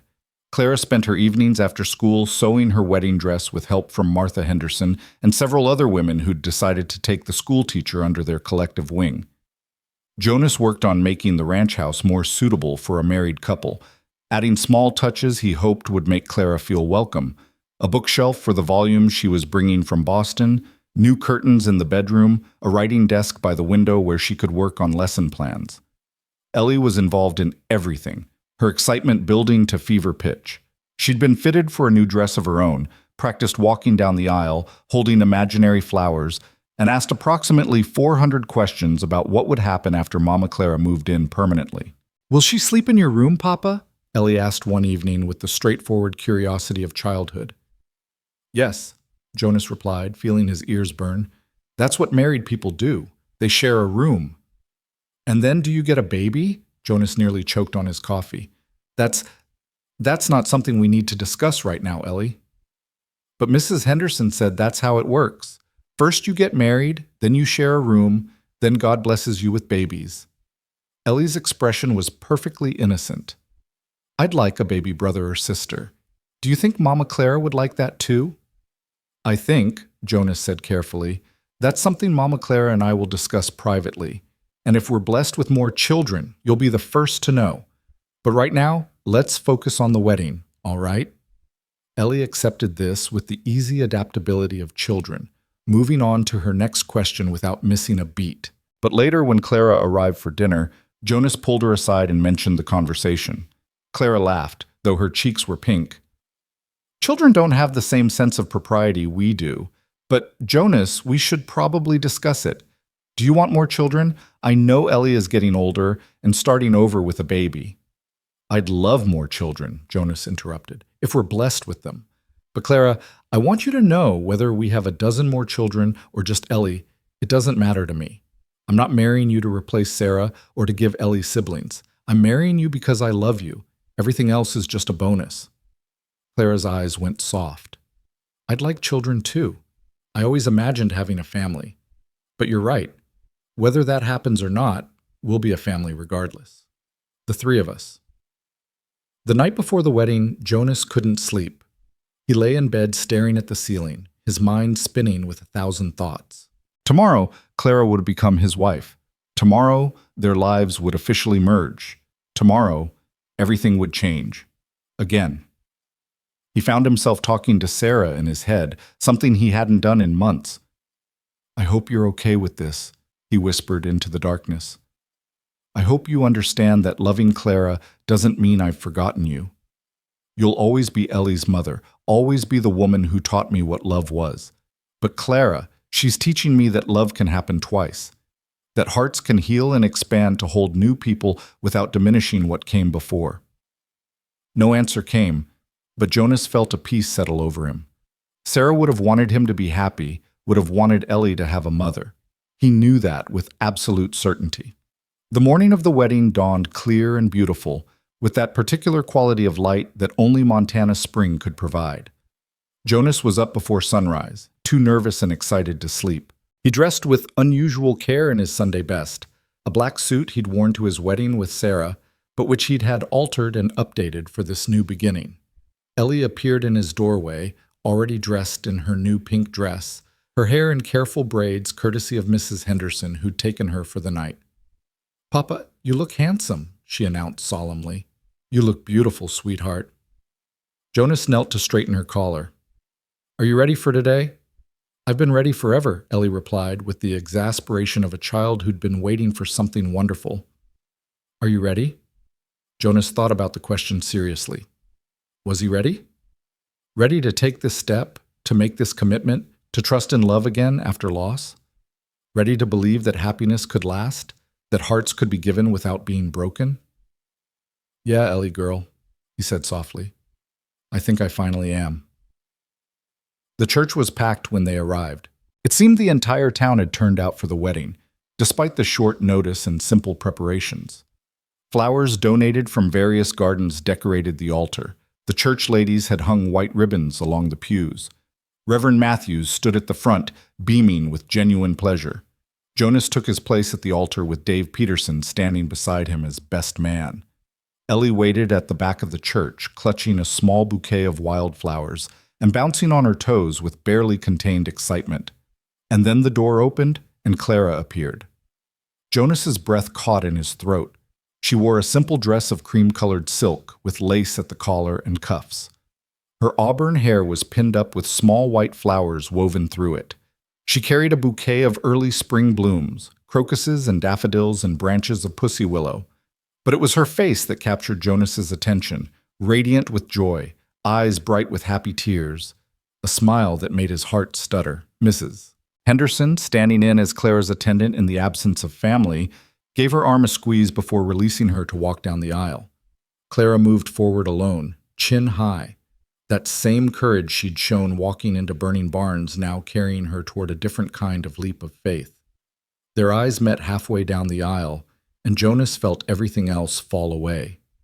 The watching crowd, the flowers, the ceremony itself, all of it faded into background noise. All that mattered was Clara, moving toward him with tears streaming down her face and love blazing in her eyes. When she reached the altar, Jonas took her hands, holding tight like she was an anchor in a storm. You're beautiful, he whispered.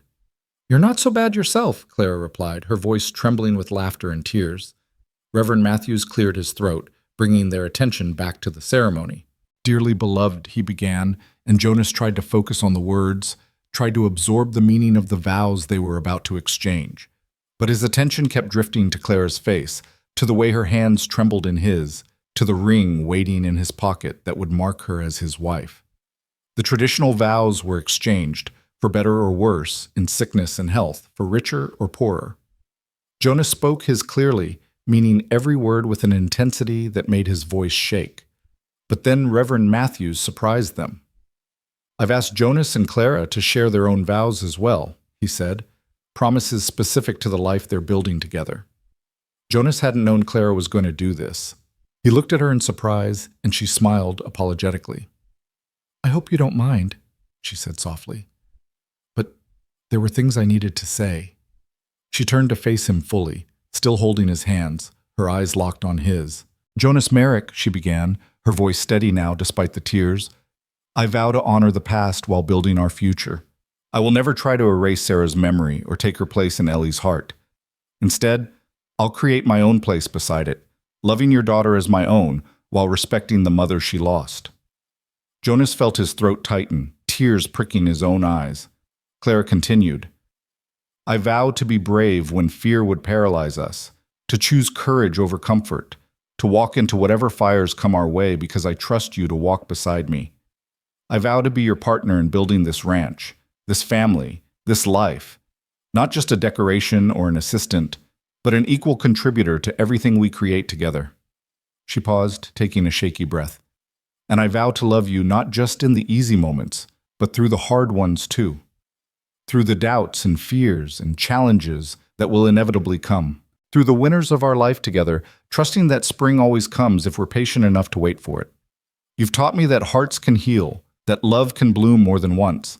I vow to honor that lesson by giving you my whole heart, damaged and repaired, and stronger for having been broken. By the time she finished, Jonas couldn't see clearly through his tears. He squeezed her hands, then took his own shaky breath. I didn't prepare anything, he admitted. But Clara, I vow to keep choosing courage over fear, to keep pushing forward instead of staying frozen in grief, to trust in our love even when doubt creeps in, which it will, because I'm human and scared and desperately afraid of losing someone I love again. He saw understanding flood Clara's face, saw her nod encouragement. I vow to build you a life worthy of the sacrifice you've made, Jonas continued. You left everything familiar, everyone you knew, to take a chance on a widowed cowboy and his daughter. I vow to make that sacrifice worth it, to create a home where you feel valued and loved and essential, not just tolerated or accepted, but truly cherished. His voice dropped lower, more intimate despite the crowd. I vow to be honest with you about my fears and failures, to not hide behind walls of protection or false strength, to let you see me fully, the good, the bad, the still healing parts, and to trust you won't turn away when you see my imperfections. He took one hand from hers, reaching up to cup her face, his thumb wiping away tears. And I vow to love you with everything I have, every day, for the rest of our lives. To choose you again and again, in every moment, through every season. You've given me back my life, Clara. I vow to spend that life making sure you never regret it. There wasn't a dry eye in the church. Even Reverend Matthews had to pause and clear his throat several times before continuing. The ring exchange was almost anticlimactic after the emotional weight of their vows. Jonas slid his grandmother's ring onto Clara's finger for the second time. Officially now, binding. Clara slid a simple gold band onto his finger, the metal warm from being clutched in her hand. By the power vested in me by the territory of Montana and by God above, Reverend Matthews said, his voice thick with emotion. I now pronounce you husband and wife. Jonas, you may kiss your bride. Jonas pulled Clara into his arms and kissed her with every ounce of love and promise and hope he had in him. The congregation erupted in cheers and applause, but Jonas barely heard it. All his focus was on the woman in his arms, his wife, his partner, his second chance at happiness. When they finally pulled apart, both breathless and grinning, Ellie launched herself at them with a shriek of joy. Mama Clara, Papa, we're a real family now. They wrapped her in their embrace, the three of them forming a tight circle while the church celebrated around them. Jonas looked over Ellie's head to meet Clara's eyes, saw the same overwhelming joy reflected there that he felt in his own chest. This was it. This was the moment everything changed, the moment the frozen cowboy truly thawed, the moment the cautious schoolteacher fully committed, the moment a little girl's Christmas wish came completely true.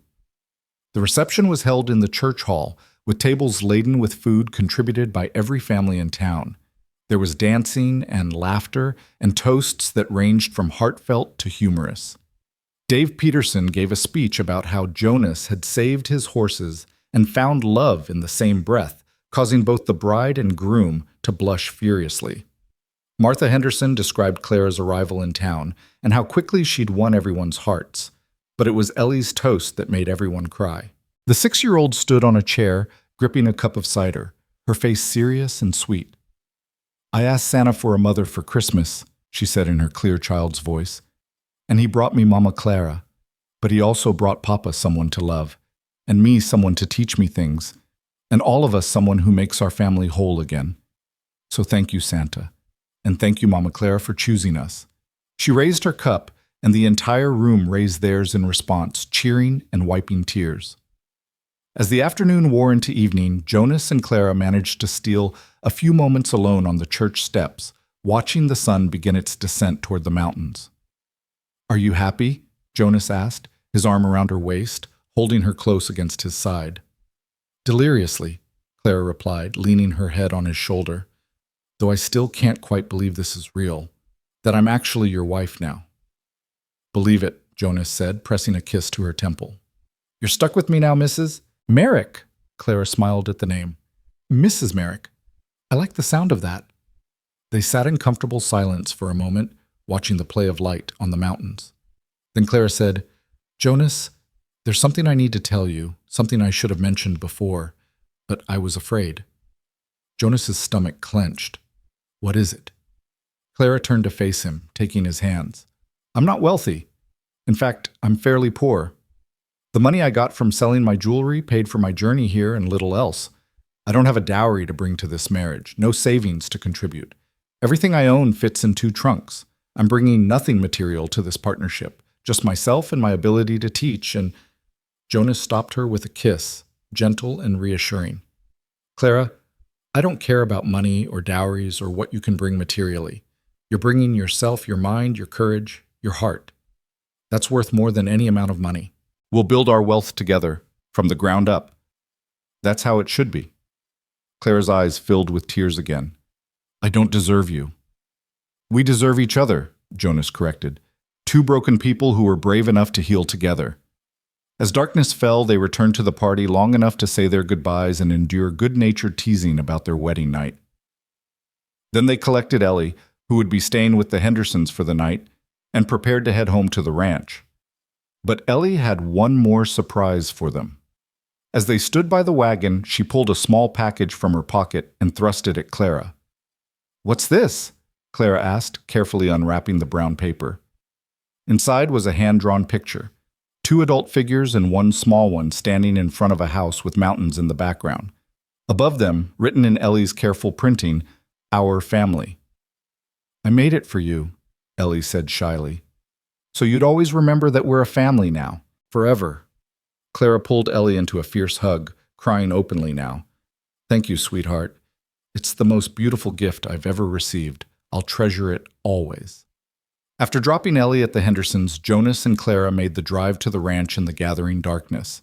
The conversation was sparse, both of them suddenly aware that they were truly alone for the first time as husband and wife, that tonight would mark a new intimacy in their relationship.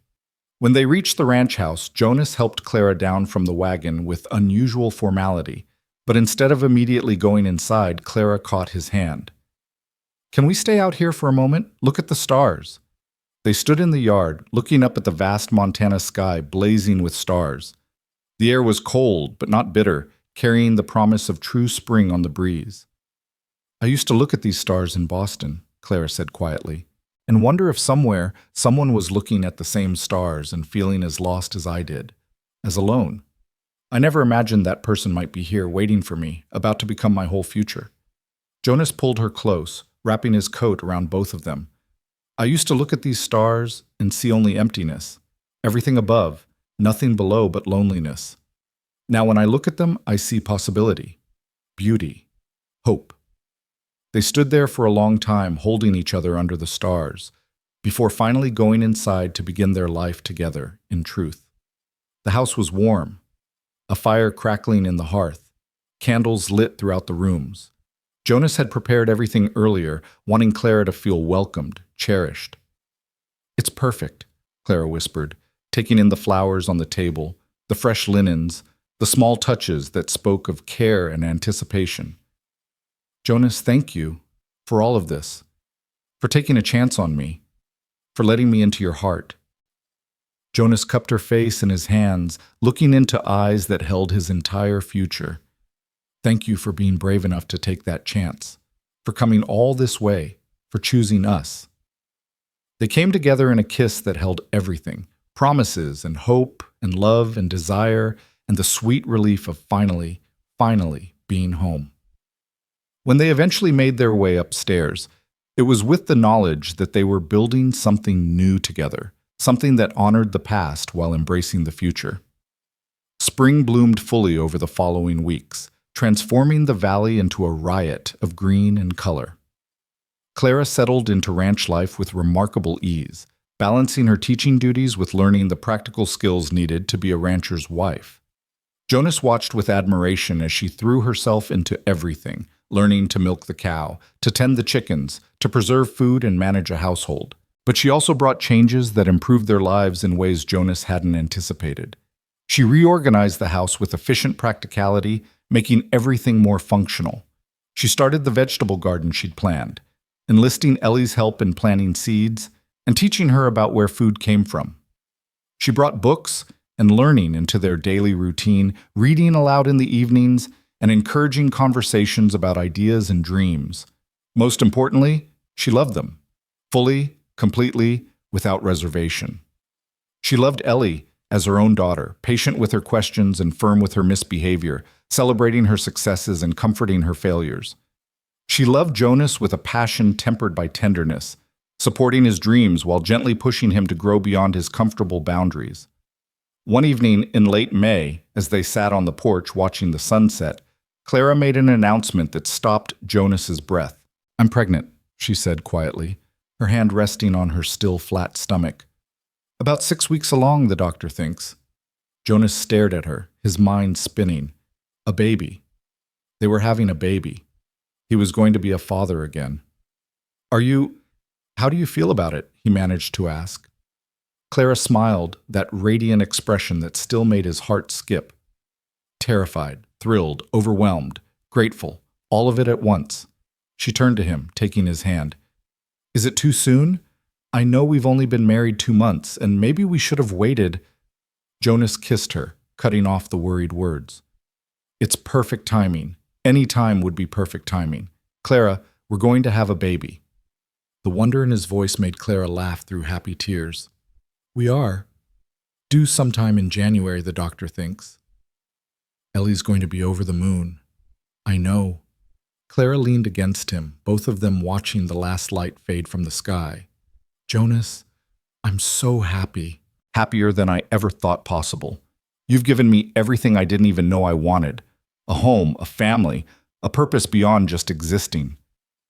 "You've done the same for me," Jonas replied, his arm tightening around her. "You've taught me how to live again, how to love again, how to believe in futures instead of just surviving the present." They told Ellie the next morning over breakfast. Her reaction was everything they'd hoped for and more. Pure, unfiltered joy that had her jumping and shrieking and asking 100 questions about when the baby would arrive and whether it would be a boy or girl and if she could help take care of it. "You're going to be a big sister," Clara said, pulling Ellie into her lap despite the child's wriggling excitement. "That's a very important job. It means helping us, teaching the baby things, being patient when they cry, loving them even when they're annoying." "I can do that," Ellie said seriously. "I'm very good at important jobs." The summer passed in a haze of joy and hard work. Jonas hired 2 ranch hands to help with the expansion, finally accepting that he couldn't manage everything alone. Clara taught through the summer session, though Jonas noticed her energy flagging as the pregnancy progressed. By August, she'd stopped teaching to focus on preparing for the baby and managing the household. The town rallied around them again just as they had for the wedding. The church ladies organized a quilting bee to make baby blankets. Martha Henderson hosted a baby shower that Clara attended with bemused gratitude, overwhelmed by the generosity of their community. Dave Peterson built a beautiful wooden cradle as a gift, presenting it with gruff pride. As fall arrived and Clara's belly swelled with obvious pregnancy, Jonas found himself filled with a contentment so complete it sometimes scared him. Life had become almost too good, and some superstitious part of him worried that such happiness couldn't last, that fate would find a way to balance the scales. But Clara, sensing his fears during one of their late-night conversations, took his hand and placed it on her stomach, where the baby was kicking. "Feel that?" she said softly. "That's life, Jonas. Real, tangible, continuing life. We're creating a future together. Nothing about that is too good to be true. It's just true." Jonas felt the flutter of movement under his palm, his child, their child, growing strong and healthy. And in that moment, he finally let go of the last remnants of fear. He chose to trust in the happiness they'd built, to believe it would last, to stop waiting for disaster and start simply living. Winter came early that year, arriving in November with heavy snows and bitter cold. Clara's pregnancy had progressed beautifully, though she grew more uncomfortable as the baby got larger. By December, she was restricted to the house, unable to manage the icy conditions outside. But inside, the house was warm and full of life. Ellie helped Clara bake Christmas cookies, standing on a stool to reach the counter, flour dusting her face and hands. Jonas strung lights and hung decorations while Clara directed from her chair by the fire. They sang carols and told stories and counted down the days until both Christmas and the baby's arrival. On Christmas Eve, exactly 1 year after Clara had first come to dinner at the ranch, they sat together by the fire, Ellie between them, watching snow fall outside the windows. "Do you remember last Christmas?" Clara asked, her hand resting on her very pregnant belly. "When you invited me here for the first time?" "I remember being terrified," Jonas admitted. "Terrified of what I was feeling, what it might mean, where it might lead. And now?" Jonas looked at his wife, her belly round with their child, her face glowing in the firelight, their daughter dozing against her side, and felt his heart overflow. "Now I'm just grateful," he said. "Grateful for Ellie's wish, for your courage, for second chances. Grateful for every day I get to spend with you both." Clara reached for his hand, threading their fingers together. "A year ago, I was alone in a boarding house in a strange town, wondering if I'd made the biggest mistake of my life coming here. Now I'm sitting in my home with my husband and daughter, about to welcome another child, surrounded by love I never imagined possible. If this is a mistake, I never want to be right." Ellie stirred, blinking sleepily. "Is it Christmas yet?" "Not yet, sweetheart," Clara said, stroking her hair. "But soon." "Good, because this year I don't need to wish for anything. I already have everything I wanted." Ellie snuggled deeper into Clara's side. "We're a real family now, forever and ever." Jonas and Clara exchanged a look over Ellie's head, both blinking back tears. A year ago, they'd been 3 separate people carrying their own griefs and fears.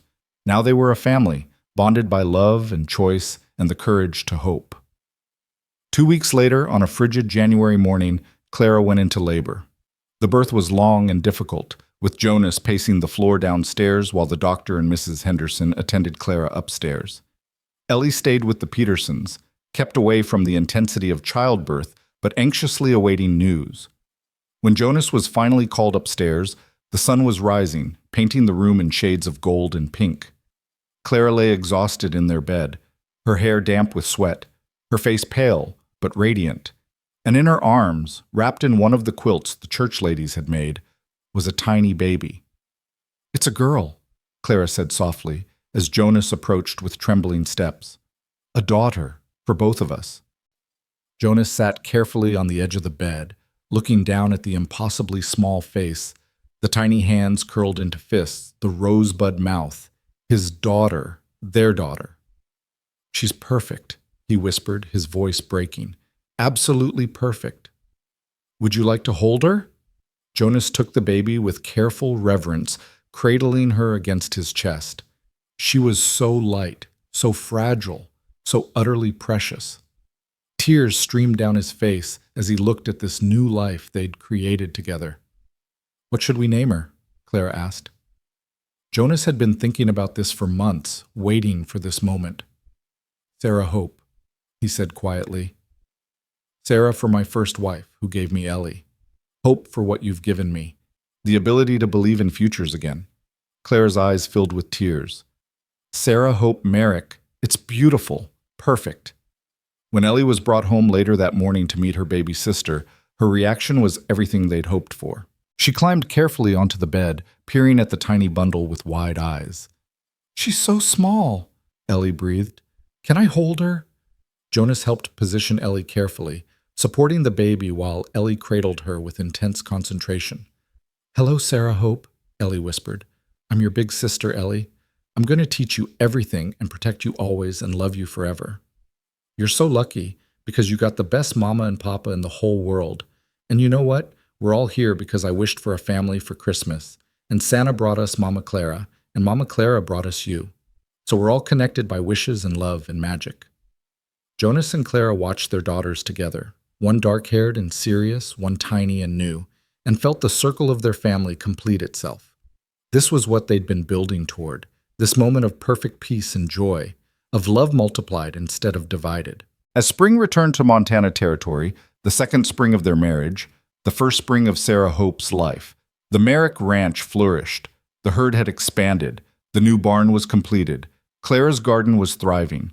The ranch hands Jonas had hired proved capable and trustworthy, giving him more time to spend with his family.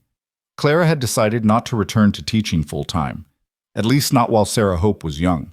But she'd started offering evening lessons for adults who wanted to learn to read, turning the schoolhouse into a community center exactly as she'd dreamed. Ellie was growing like a weed, becoming more confident and capable each day.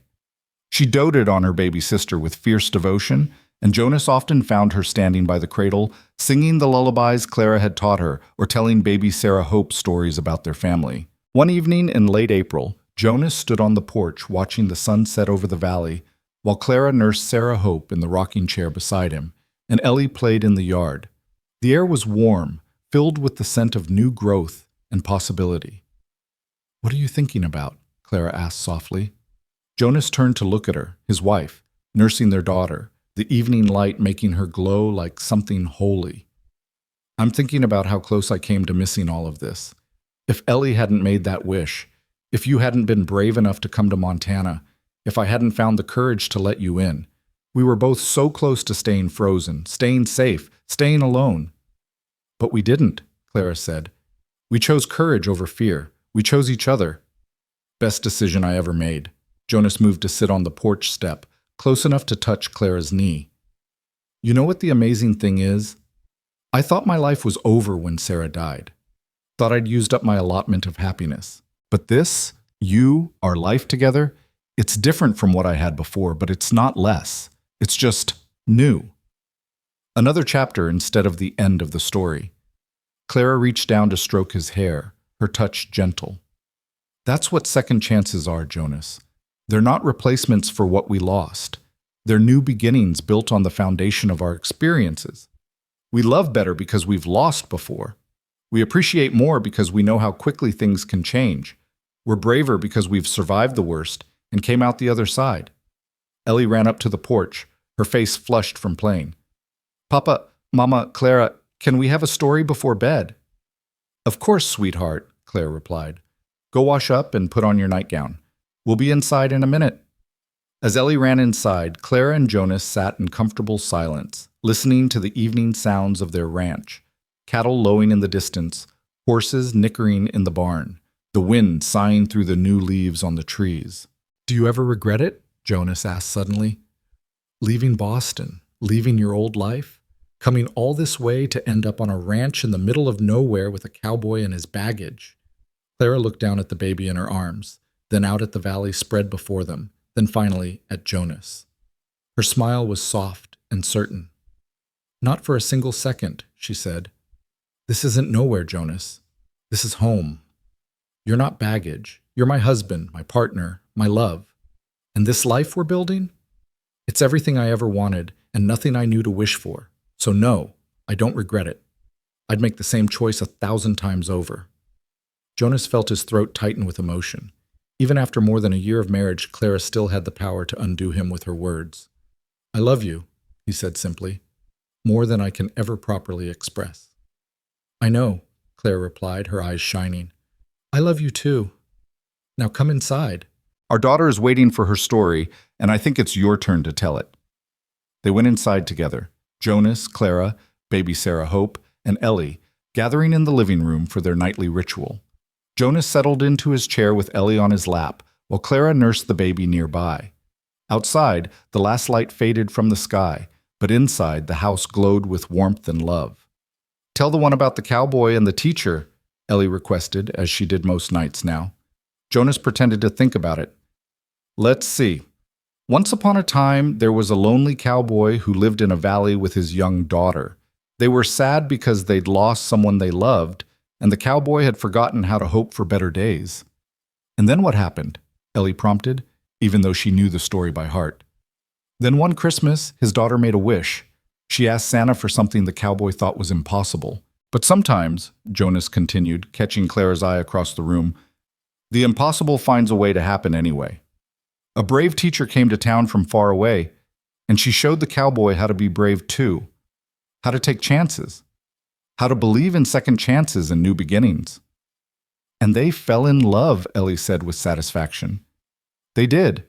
And they got married, and they had a baby, and they built a life together that was different from what either of them expected, but better than anything they'd dreamed. And they lived happily ever after," Ellie finished triumphantly. Jonas smiled, pressing a kiss to his daughter's head. "Not just happily ever after, sweetheart. They lived fully ever after. Every day, choosing courage and love and hope over fear and loneliness and grief. That's the real magic. Not that everything became perfect, but that they became brave enough to build something beautiful, despite knowing how quickly things can change." Later, after both girls were asleep and Jonas and Clara lay in bed together, Clara spoke into the darkness. "Thank you," she said softly. "For what?" "For choosing me, for letting me choose you, for building this life with me, for Sarah Hope and for Ellie, and for every day we get to wake up together, for all of it." Jonas pulled her close, breathing in the familiar scent of her hair, feeling the solid warmth of her body against his. "The thank you goes both ways, Clara. You gave me back my life. You taught me how to thaw out, how to feel again, how to trust that happiness can last. You gave me a second chance at fatherhood, at marriage, at being whole. I'll spend the rest of my life being grateful for that." They fell asleep wrapped in each other's arms, secure in their love and in the family they'd built together. Outside, the Montana stars blazed overhead, bearing witness to the miracle that had begun one snowy Christmas with a little girl's wish and a cowboy's trembling hope.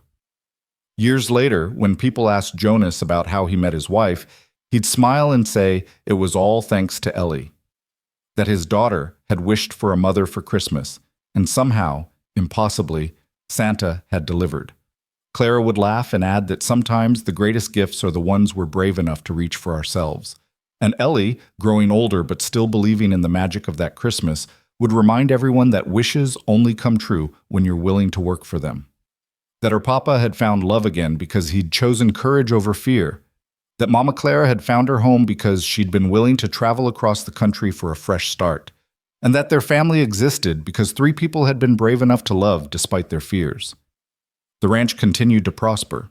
More children came, twin boys when Sarah Hope was 3, another daughter 2 years after that. The house expanded to accommodate the growing family, filled with laughter and occasional chaos and constant love. Clara taught for years, eventually becoming superintendent of schools for the entire county. Jonas built his ranch into one of the most successful operations in Montana Territory, but never at the expense of his family. And every Christmas they'd gather by the fire, however many of them there were by then, and remember that snowy December night when everything changed. When a little girl's wish, a cowboy's courage, and a teacher's hope had come together to create something beautiful and lasting and true. Because that's what second chances look like. Not perfect, but precious. Not without challenges, but filled with love worth fighting for. Not the end of old stories, but the beginning of new ones. And Jonas Merrick, the cowboy who thought his heart was frozen forever, lived the rest of his days grateful for the Christmas miracle that had taught him how to thaw. Grateful for the woman who'd taken a chance on a grieving widower and his daughter. Grateful for every moment of the full, rich, joyous life they'd built together. His Christmas wish, like Ellie's, had come true in ways more wonderful than he'd ever imagined possible. He'd found love again, built a family again, learned to hope again, and he discovered that hearts are infinitely expandable, capable of holding both grief and joy, both past and future, both the memories of what was lost and the celebration of what was found. That was the real miracle of Christmas. Not that wishes were granted by magic, but that people were brave enough to make them come true through love and courage and the willingness to try again despite fear. And in a small valley in Montana Territory, that miracle happened every day in the lives of the Merrick family, proof that second chances were real if you were bold enough to reach for them. The end.